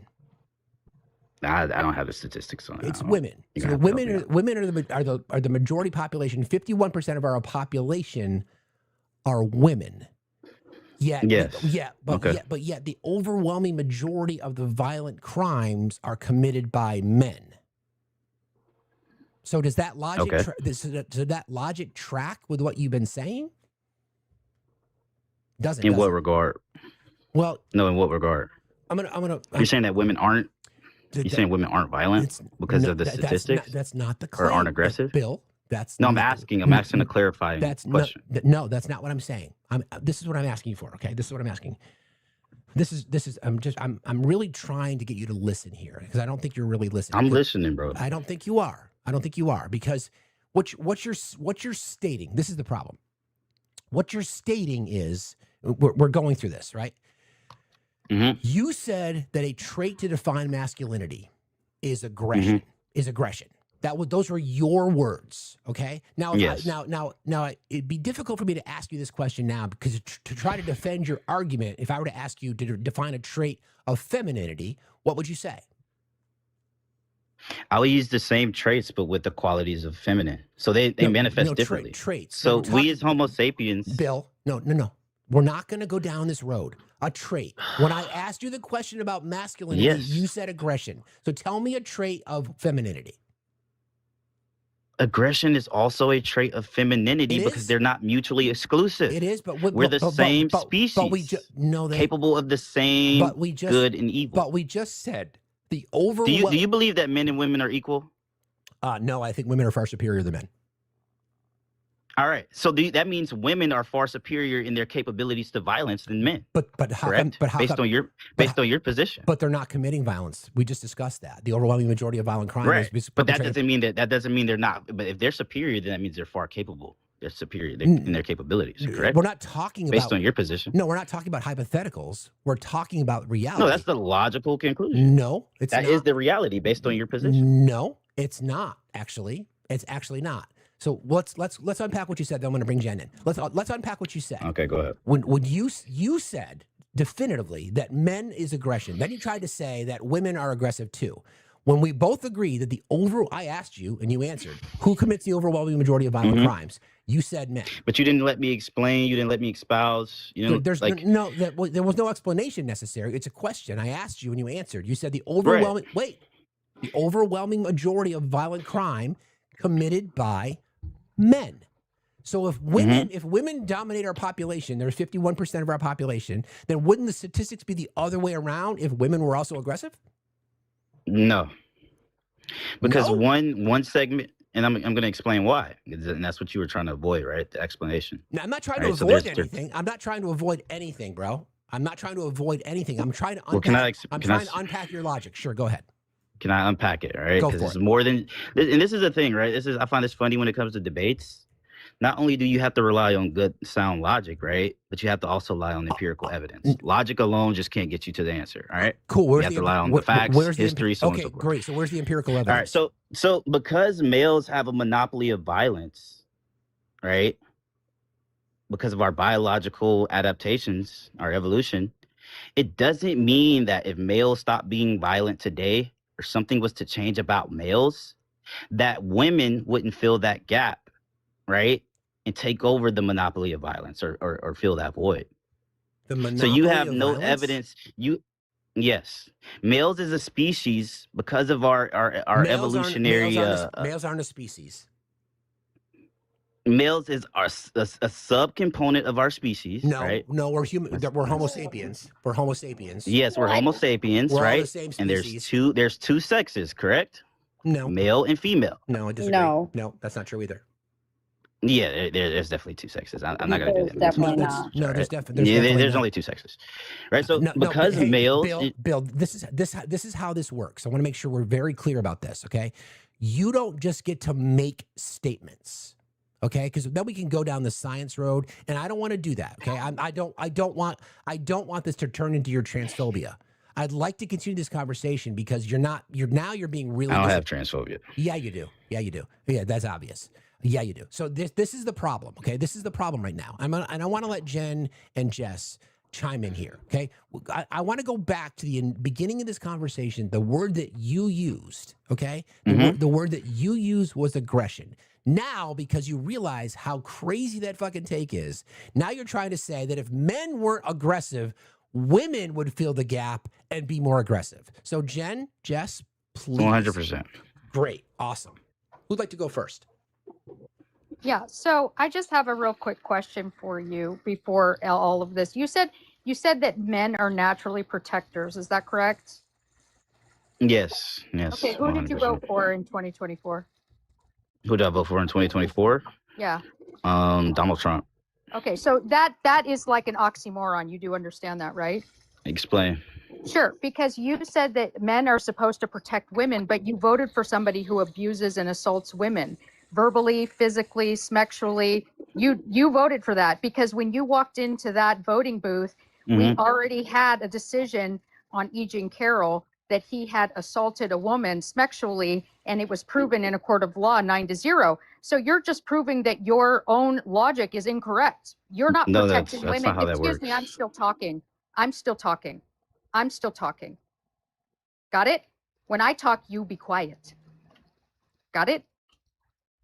So here's the deal. If you really wanted to protect women, why would you put a 34-time convicted felon as a sexual assaulter, someone who has 30 women that have come forward to say that he was sexually inappropriate, that's mentioned in the Epstein files more than Jesus in the Bible? You did that. You chose that knowing that he was a bad guy to women. and you did it anyway. So I reject your theory of men are protectors. Yeah, but how does the history and the allegations against President Trump negate that men as a universal group are protectors naturally? So you Like just because hold on, excuse me, I'm speaking now. Hey, you Bill. go on mute. Hey, you be quiet. You can also drop if you want. Yeah, we can drop you can, if you want. Yeah. So, Bill, that is your. So you guys aren't fair. You guys don't want a real debate. Bill, that is your one warning, and you're lucky that you get one. So she can tell me to be quiet, but I can't tell her. Yes, exactly. Steve, your mic is really low, love. Yeah, because this is a matriarchy. This is a matriarchy. Oh, That's how it works. So you guys want supremacy? You believe in female supremacy? Bill, now you're pivoting. Okay, now you're pivoting. So that's what you said. You said matriarchy. Exactly. That wouldn't be supremacy. No. That would just be because we live in a patriarchy now, right? So I just want to know how you how you are able to how are you able to say that you protect women when multiple times since before the 2024 election Donald Trump says that he wants to put women in prison for getting an AB, that he calls them terrible names. Hold on, I'm not done. He was found to be civilly liable for sexual assault of E. Jean Carroll in a ruling 9-0. He has allegations throughout his life of being sexually inappropriate with women, now with children. He told a 9-year-old girl going up the stairs that he was going to be dating her in 10 years. He told on national TV that he has smex in common with his daughter. So if your logic is correct and men are supposed to protect women, you would have never voted for somebody who is hurtful to women. Yeah, again, the question of the fact still, right? The question of fact still are men protectors, right? That's a universal statement. They're not. I said men are protectors naturally. Yes. No. Right? Okay, so excuse me, no, you can't. No, you made your it's claim. like you don't ever let me finish it here. No, well, that's fine. That's how it works. So I want like if I'm incorrect, can I just be incorrect? No. Right, but I want to let Jess and Kristen go. Sorry, didn't mean to interrupt. Yeah, so here's one of the things that Bill said, right? Bill said that women and men both equally have the ability and capability of being aggressive. Correct, Bill? I didn't say equally, but yes, they both have the capabilities. Yes, right, they both have capabilities of being aggressive. Absolutely. But we know the statistics, and Steve brought the statistics to you, that even though men and women are both equally capable of being aggressive, women by and large are not aggressive, and men are, right? But I never qualified it with equally capable. Right. I don't need to. So when you position right? it, that's a straw man. That's a straw man. No, it's not a straw man. I'm asking. It's not a straw man. I've never said equally. I never said there was an equal capability. Okay, Bill, you learned a new word, and now you're using it. That's fine. But I need you to just address what I said, right? Just address what I said. So men and women are both capable of aggression, but by and large, we have statistics to prove that men are aggressive and women are not aggressive, right? We can concede, we can both agree to that. No. So Okay, can I explain? I'm waiting. Yeah, go ahead. I didn't want to get interrupted. So I don't know if you were done. So man, just because what's wrong with you? Like you're doing the same thing that you were complaining I was doing. Bill, but you're frustrated. Can I speak, please? Can I speak? You said something, and I'm asking you. And I'm trying to speak. So go ahead. We waited, and you Good didn't Lord, say anything. what's going on? Oh my God, I Bill. know it's rough, man. Bill, I'm literally trying to speak. And y'all literally asked me to be quiet. I was quiet. Bill, and then I'm trying to speak, and now y'all are speaking over me. Just say your thing. Can I speak? Bill. Yes, speak, but stop whining. Thank Stop whining. Just answer your question. Stop whining. Just speak. Y'all are the whiners. I'm trying to speak. Then go ahead, speak. Shit. We're waiting. All right. So never once in my position did I said men and women have the equal capabilities. It's irrelevant to what I said. You literally said equal. It's you irrelevant literally tried to frame it as if I said equal. No, you did say that, Bill, because what you said was that if men, I did not say equal. You did. I'll tell you why you said it. I'll give you the example that you gave. You said that if men were aggressive, that women would then fill in that gap. You talked about the monopoly. Yes, I did say that. So then that would imply then that women are just as aggressive as men. No, that's not the implication there. Oh. That's your assumption. Okay, sure. Oh my right? God. Got it. So let's for hypothetical. Let's do a hypothetical thought experiment. No, let's we not don't. do We're a not going to do hypothetical thought hypotheticals. experiment. We're not doing Tell me hypotheticals. why, if men And I'm and women are explaining- both aggressive, Bill, that why men are the aggressive ones committing the crimes and women are not. Because men's aggression shows up different from women's aggression. How? Explain it. All right. So women are typically, like passive aggressive. What right? the fuck? They're excuse me. Bill, what does passive aggressiveness? How does that fucking harm people? It actually is very harmful, right? Oh so you my think, God. like, no, actually, let me explain Wow. it. So The male Emmett Till, loneliness let me epidemic explain is it. not Emmett Till, big enough. And then I wanna hear from- Emmett was a black and then I wanna hear from 14-year-old Kristen. teenager. Emmett Till was a black 14-year-old teenager that met a passive aggressive white American woman that got him fucking unalived. Right? Bill? So that's how dangerous passive aggressive aspects Bill? of women can That be. that is the definition of a straw man. What you It is. just That's did not a straw is man. the It is. definition It of is. a straw No, man. it's not. It is. Okay. I is. literally explain how Listen to dangerous me. passive Caroline aggressive is Brandt by was giving you not an passive example. aggressive, Bill. She was. Caroline Brandt was not passive aggressive. She was a racist piece of shit. Yeah, so you're right. you A just passive used- aggressive racist No, she PS. was not passive aggressive. Jess, Yes, can she I? was. I want to make sure Krista gets in here because she's been waiting patiently. So I'm sorry, Jess. I just want to make sure that we're trying to balance this out as much as I can. So, Absolutely. Kristen, I know you've been probably wanting to jump in here, so please, thanks for joining. Oh no, I've been chilling. I'm used to it. Also, thank you, Jess and Jen, always for being brilliant, and Steve for having me up. I do want to quickly remind the men that they can atone for their sins by giving us their coins. That's totally fine. But I did want to take it back to the beginning, because we simply asked, or Steve asked, what traits are inherently masculine, and I found it really interesting, Bill, that you named a couple of traits that are specific to Shepard Bliss's, basically their 14 traits of toxic masculinity. There's not a trait list of just masculinity. There's toxic masculinity that's in the psychiatry book. So I'm just curious, if you don't think that aggression is mutually exclusive when it comes to men, then still I don't understand what masculinity is. Well, masculinity is the quality of maleness, right? So it shows up. You can have these traits like wisdom, like strength, like aggression, like resilience in other animals, right? Other species, other sexes. That doesn't mean that they're not inherent to masculinity or they're mutually exclusive, meaning they don't show up in any other group. Then why is there a dichotomy between these things? Like, why is there a masculinity and a femininity if they are essentially the same thing? They're not essentially the same thing. They're just applied to the sexes, you're saying? Yes. Masculinity and femininity are two distinct essences. So it's just the way Right. that a woman would apply aggression makes it feminine? So aggression is feminine? Not necessarily. Like these are more socialized, biological, evolutionary adaptations. Do you listen it's to like- a lot of podcasts with evolutionary biology? I was literally talking to an anthropologist before I came here. Like, stop it. No, I'm not. I'm asking you a question. It wasn't coming for you. Kristen, I don't know. Can I ask a you? lot of y'all in should she here are stop? condescending. Excuse me. What exactly should she stop? Questioning a man? Stop the condescend. The How is that condescension. condescending? I asked you a question. Yeah. Yeah, Sounds like no, you a lot don't of- like being I questioned can by hear a your woman. tone. Oh, Yeah, totally. literally Literally, feelings. that's how I sound, Then I want to man. feel. Are you, Can I are ask you you? watching I want to ask. evolutionary biologists? So you're just a misogynist. Okay, You're just going to make fun of you women's can get the fuck voices. out. Got it. I was going to ask a follow up. Thank you, by the way. I was for the three of you. I was going to ask a follow up. The question then becomes: are you staying, Bill? And I'm sorry, friends, for platforming him as long as we did. But the question was: can men not have feminine traits? If that's the argument, if he's trying to say that they are completely siloed and insular, and that only men can have masculine traits and only women can have feminine traits, is that the argument that we're making now? Apparently, I love feminine men. That shit is sexy. or at least, or at least. I just Sorry, go ahead, Jen. Get that? I like androgyny. Best of all the worlds.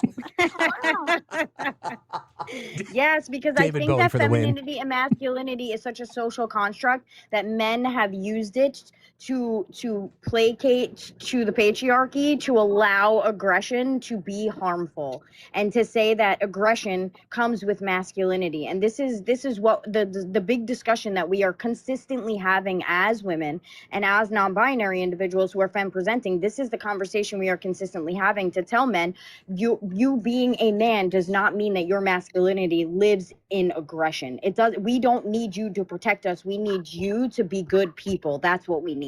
And it's such a hard conversation to have, especially when you say things like women are also aggressive. Well, if women are aggressive, then why aren't we out here committing the fucking crimes? We're not.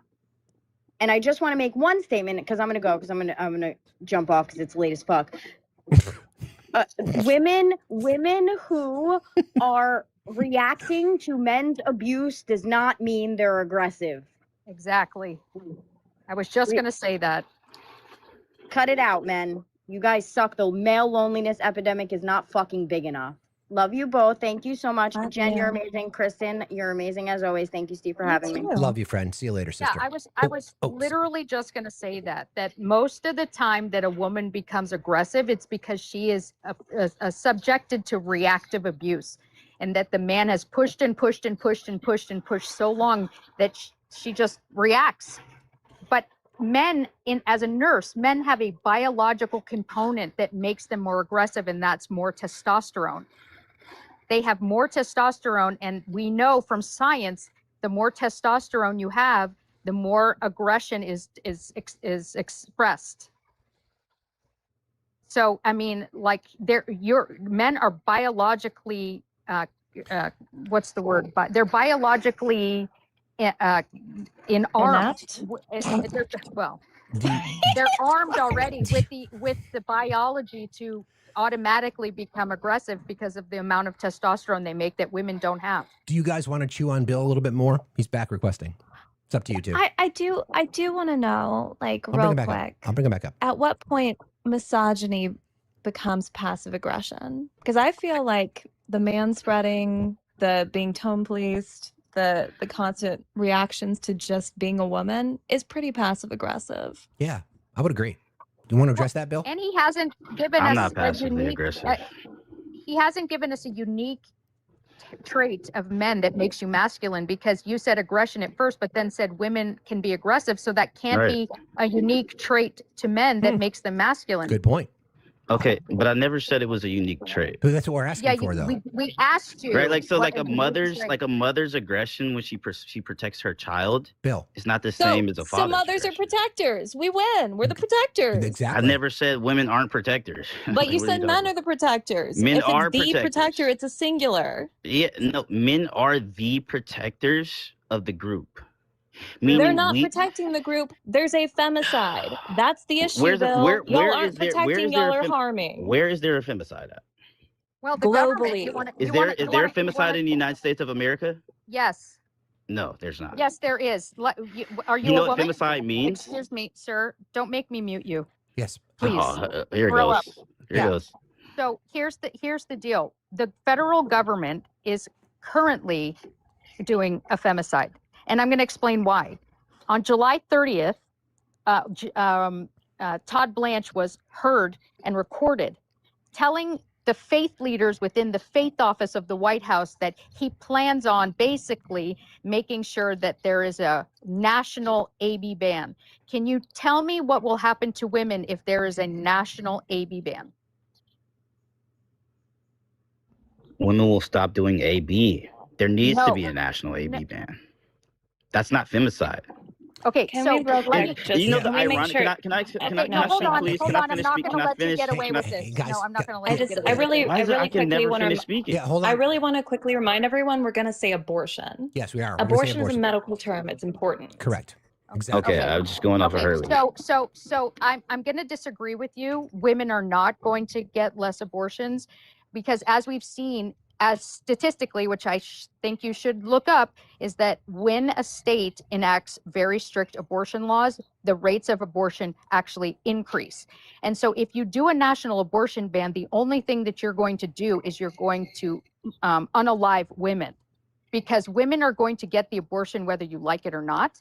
And then they're going to go to back alleys. They're going to go to dirty clinics. They're going to use products in their home to purposefully cause an abortion to happen. And that's going to unalive women.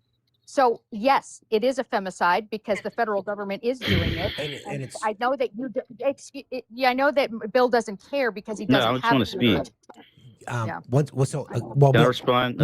actually, Facts Bill, still. no, Bill. Actually, I want you to respond to Kristen and Jen because, and I want Kristen to jump in here because I've heard her talk about this before. Because you said that a femicide, there's not a global femicide. So I would like to. Do you genuinely believe that? Yes. Okay. And So, I'll explain. Can I explain? Well, wait. I want to make sure that we're clear that you're going to attempt to tell women that there is not a global femicide. 100. I didn't say okay. Well, that's the claim There that she is made. no Wait, bro. Hold on. This is why these conversations are important because that's the claim that you made. And you said I'm going to stand on my claim if you let me speak. Go for it. Please. Go for it. All right. So there is no femicide happening in America. Femicide, by definition, it means unaliving people on the basis of them being female or women. All right, that's not happening in America. That's not a cultural phenomenon of American society. All right, femicides do exist in some pockets of freaking Earth. Yes, that's an actual phenomenon. But femicide in the West, stop it. You people it's like you're dying to be a victim. Right? Two, the funny thing is, and this is so ironic coming for the people who are accusing the federal government of doing femicide, is the federal government, by outlawing abortion, is actually ending infanticide, meaning the extermination Bill, we're of talking babies. about femicide. Bill. I'm telling you, Bill. Abortion is infanticide. No, fetuses aren't infants. The reason, Bill. No, I'm sorry. I'm sick of hearing this because Thank you. I will concede to Bill that America's government does not necessarily recognize a femicide in America. Absolutely. 6 countries have, including the UK. So your take on Western femicide is also incorrect. But just because we live in a misogynistic patriarchal system does not mean that it's not occurring. We see the statistics. We understand that women are being unalived. And the fact that you're comparing femicide with infanticide when fetuses are actually inside of women is insane to me. Can I just yes, and that's the people doing the femicide, the people who get abortions or the infanticide. I need you to be quiet for a second. Just 1 second. Everybody, there's 560 people in this room. I need you guys to tap. We should be over 200,000 likes. Please take out that gift goal. It's after the E in debate in a little purple. We should be up way above that gift goal. And also, if you could check out the gift gallery, really appreciate it. If you want to support the Do Something tour, Venmo, PayPal, and Cash App is always welcome. Any increment of $3 will get you that number of entries into our wheel. Oh my gosh. Okay. And share out the live. It helps push out on the FYP page because people need to hear this shit. So I would like to remind Bill that an infant is after birth, right? They have to come out of the uterus to become an infant. So it's a fetus until it actually takes its first breath. So remember that because I'm a medical professional for 20 years. And here's an interesting question that came in, Bill, and maybe you can answer this. Republicans want to ban abortion, but simultaneously want to ban birth control and schmex ed. So which is it? I'm sorry, what was the question? Republicans want to ban abortion. It sounds like a statement. It sounds like a statement. Which is it would be a question. Republicans want to ban abortion and simultaneously want to ban birth control and sexual education. So which is it? Are you advocating for sex ed? Are you advocating for birth control? I don't think women should take birth control. I think there's just so many negatives that come from birth control. Hormonal imbalance. Tell me, Bill. Hormonal imbalances. People who've had Bill. We're going to allow the women on the panel to address what you just said. Kristen? All right, go ahead. I'm not surprised. I am curious what you would think of for male birth control. What about vasectomies then? Why is there no encouragement for that? Why is it that you guys want to play eugenicists? You want to control population growth. That's kind of weird. How about you answer the question? What? Yeah, how about you answer the question? I did answer. I'm answering the question. No, Do you didn't. believe there should be no birth control at all? Yeah, no, I don't. Honestly, I don't think we should take like medical birth control. I don't believe in pills. I don't believe in vasectomies. If you don't want to have a child, you either track your cycle or practice safe sex or don't have sex. What about men? What's their responsibility? Male or female. This is male and female. So This is what not- cycle should a man monitor? The man should be aware of the woman's cycle that he's dealing with. Oh, Like okay. he's having Oh my sexual God. intercourse How many with. children This do is so you have? invasive. I don't have any children. I don't have any children. So are you a virgin? No, I'm not. Okay, so then did you do all of that when you had Smex?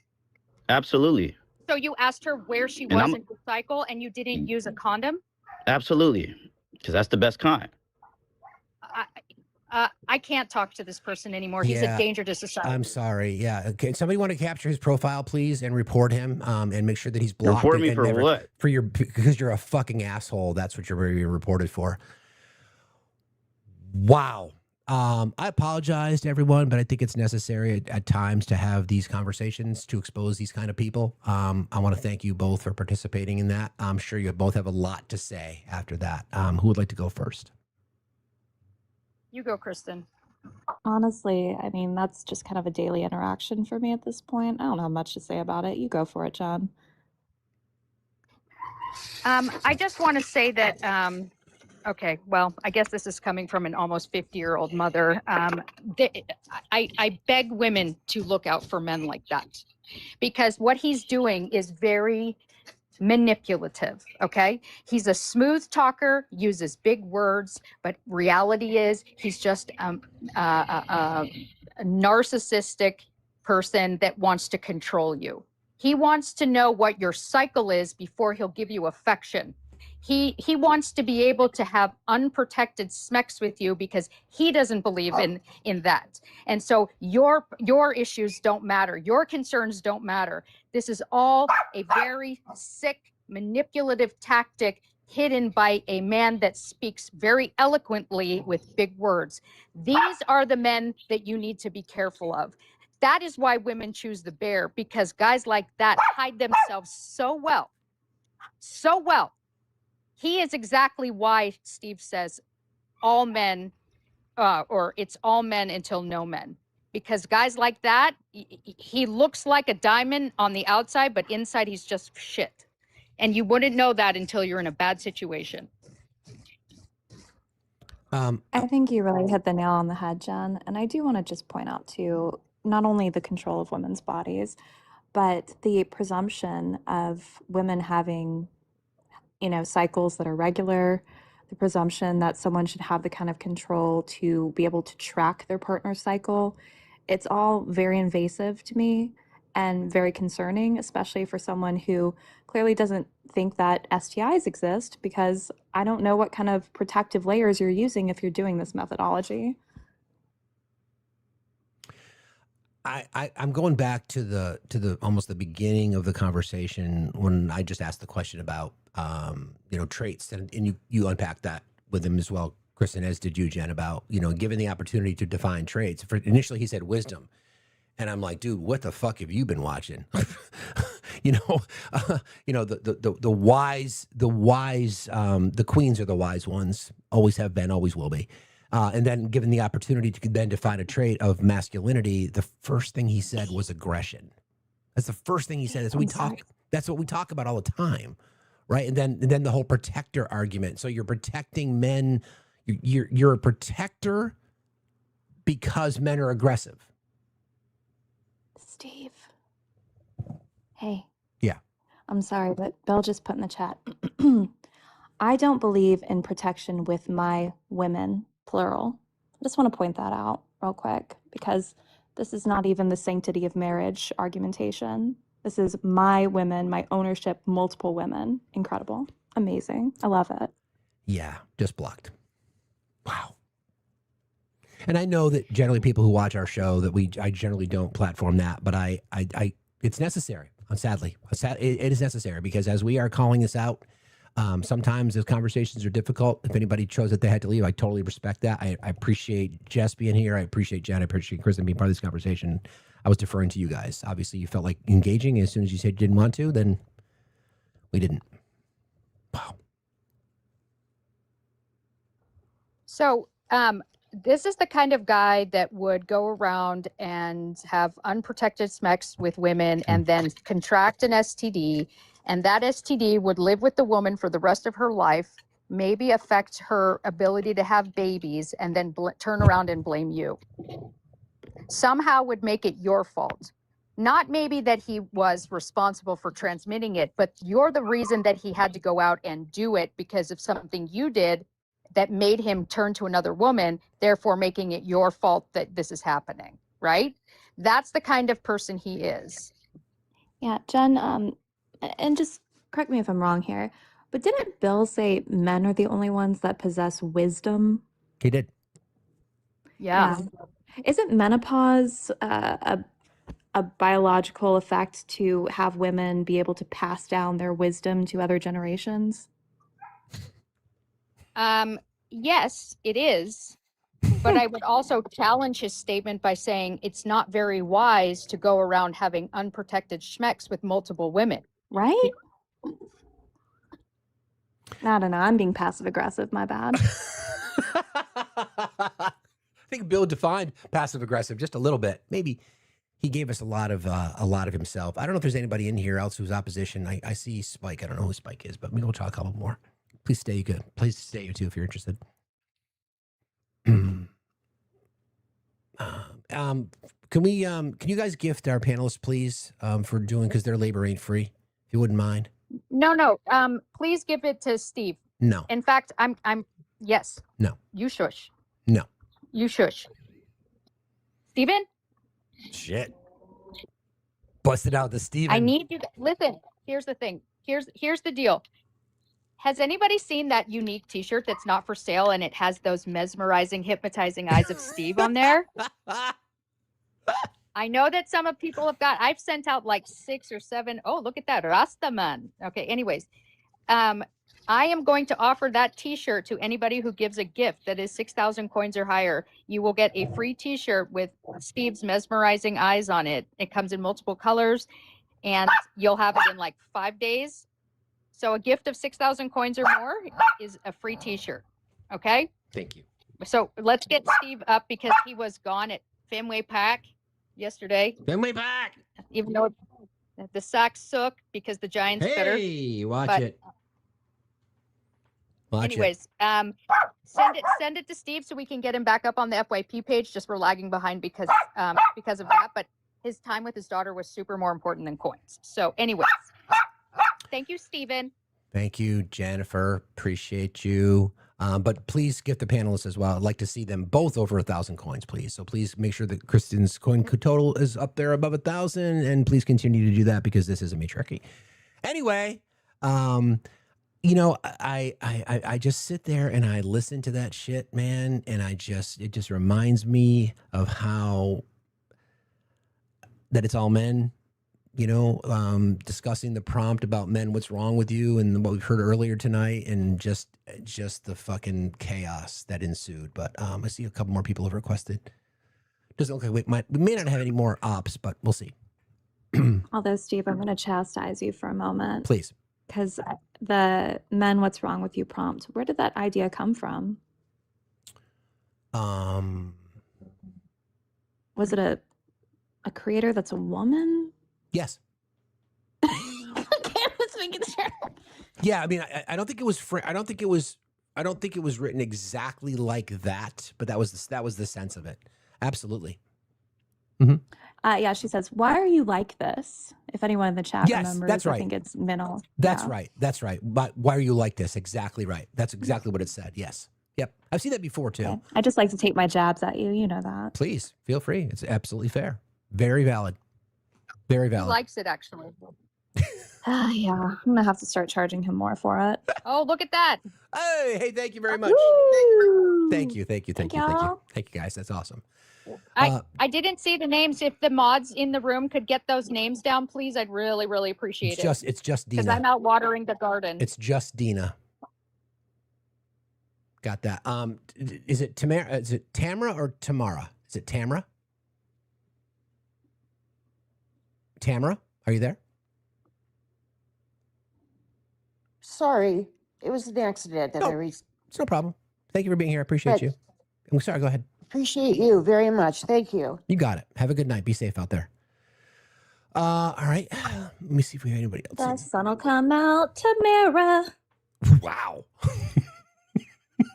Thank you. You're welcome. I'm here all day. Try the veal.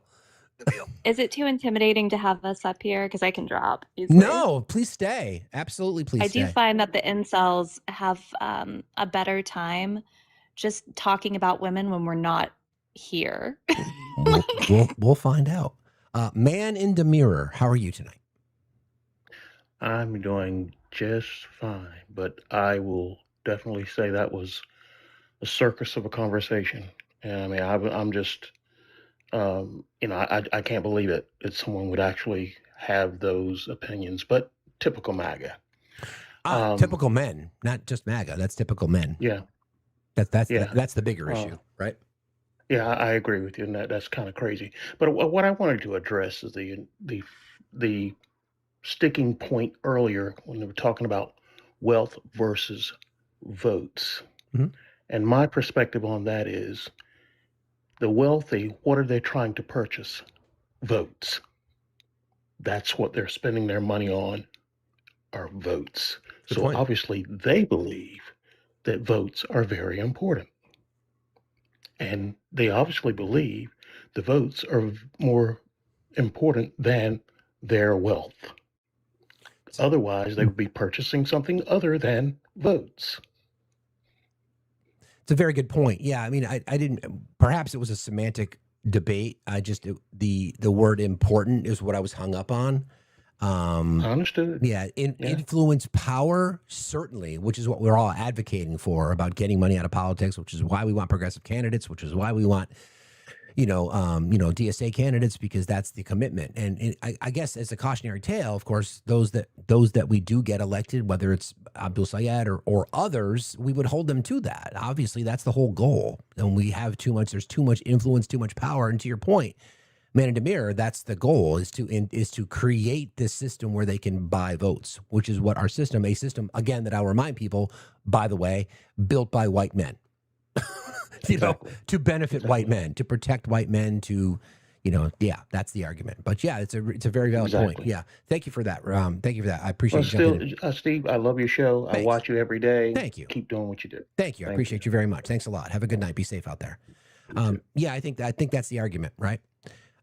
It will come early tomorrow. That's fine. I don't sleep much anyway. No big deal. That's fine.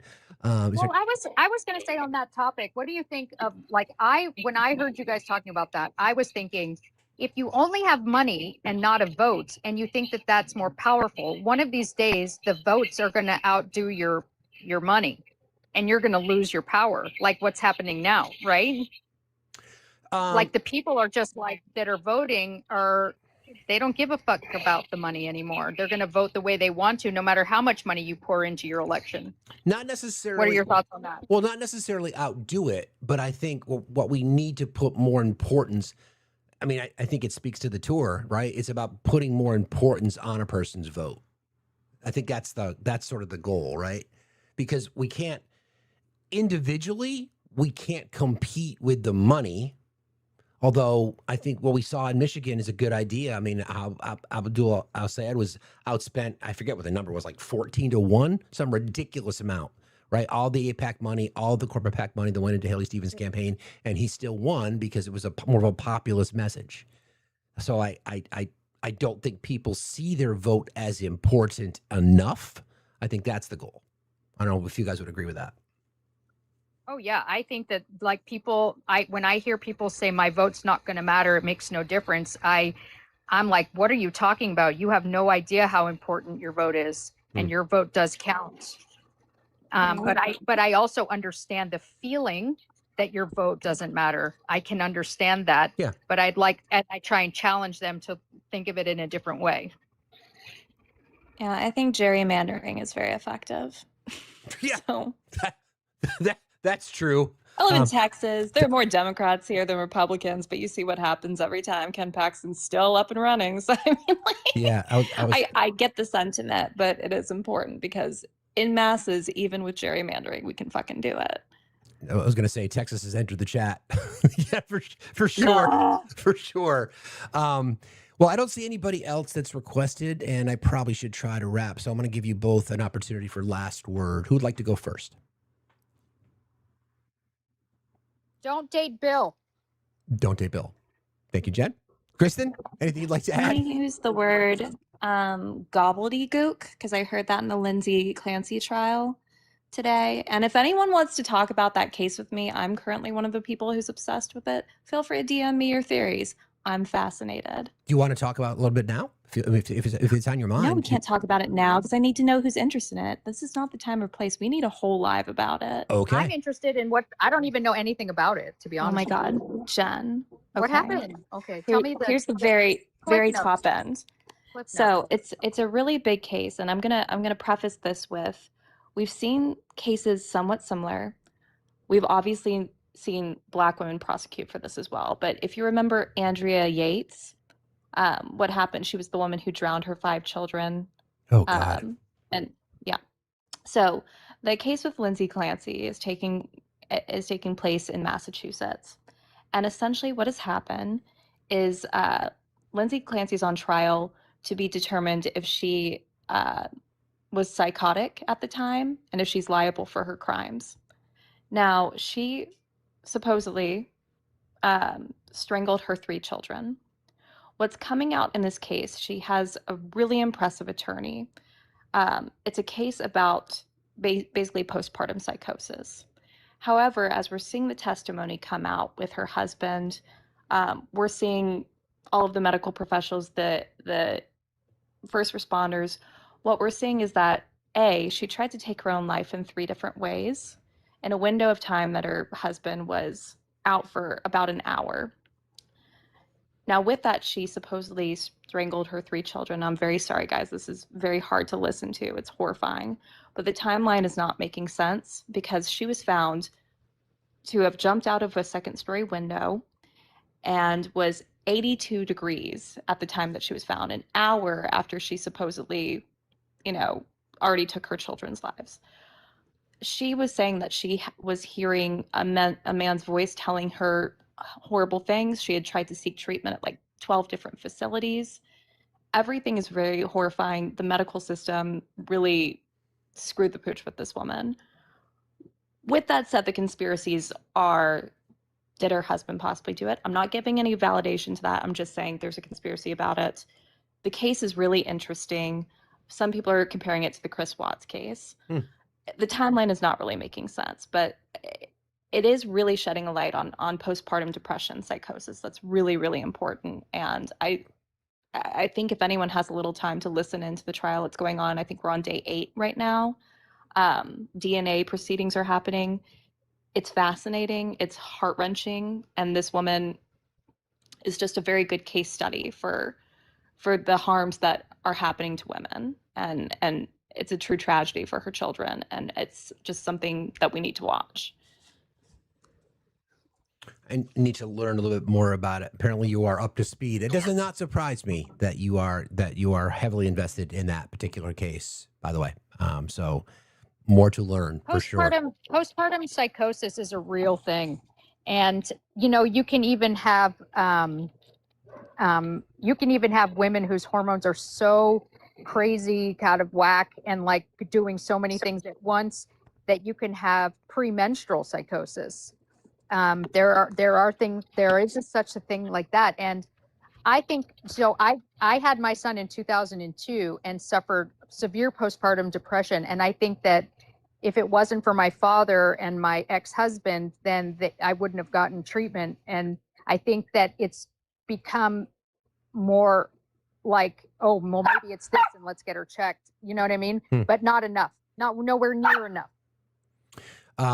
I think the really sorry, Chris. Sorry, Okay. I'm sorry. I was just gonna say I think the really fascinating part to kind of pay attention to is that in this is the amount of medication that she was on, the amount of doctors that she was seeing, and she has these personal journals where she was writing every single thing that she was going through, and communicating really fiercely to these professionals, and she was just really failed. So I love that Ivory Isabel is also paying deep attention to it because it's a really interesting case, and for women's health and women's research, we need to make noise about these things. We can talk about it tomorrow. That's a good idea. Somebody had requested, but looks like they had changed their mind. So I think we'll wrap. Anything else from either one of you? Thank you both for participating. And Jess, thank you for jumping in earlier as well. Interesting show tonight. Interesting show for sure. Anything else that either one of you would like to add? Last chance for a free t-shirt, 6,000 coins or more. Okay. Yeah. Yeah, do that. Yeah, that. And again, friends, if you want to continue to support the Do Something Tour, much appreciated. Coming to a town near you, hopefully. Cash App, PayPal, Venmo. Any donation of $3 or more gets you entered into our weekly contest. On Monday mornings, we draw.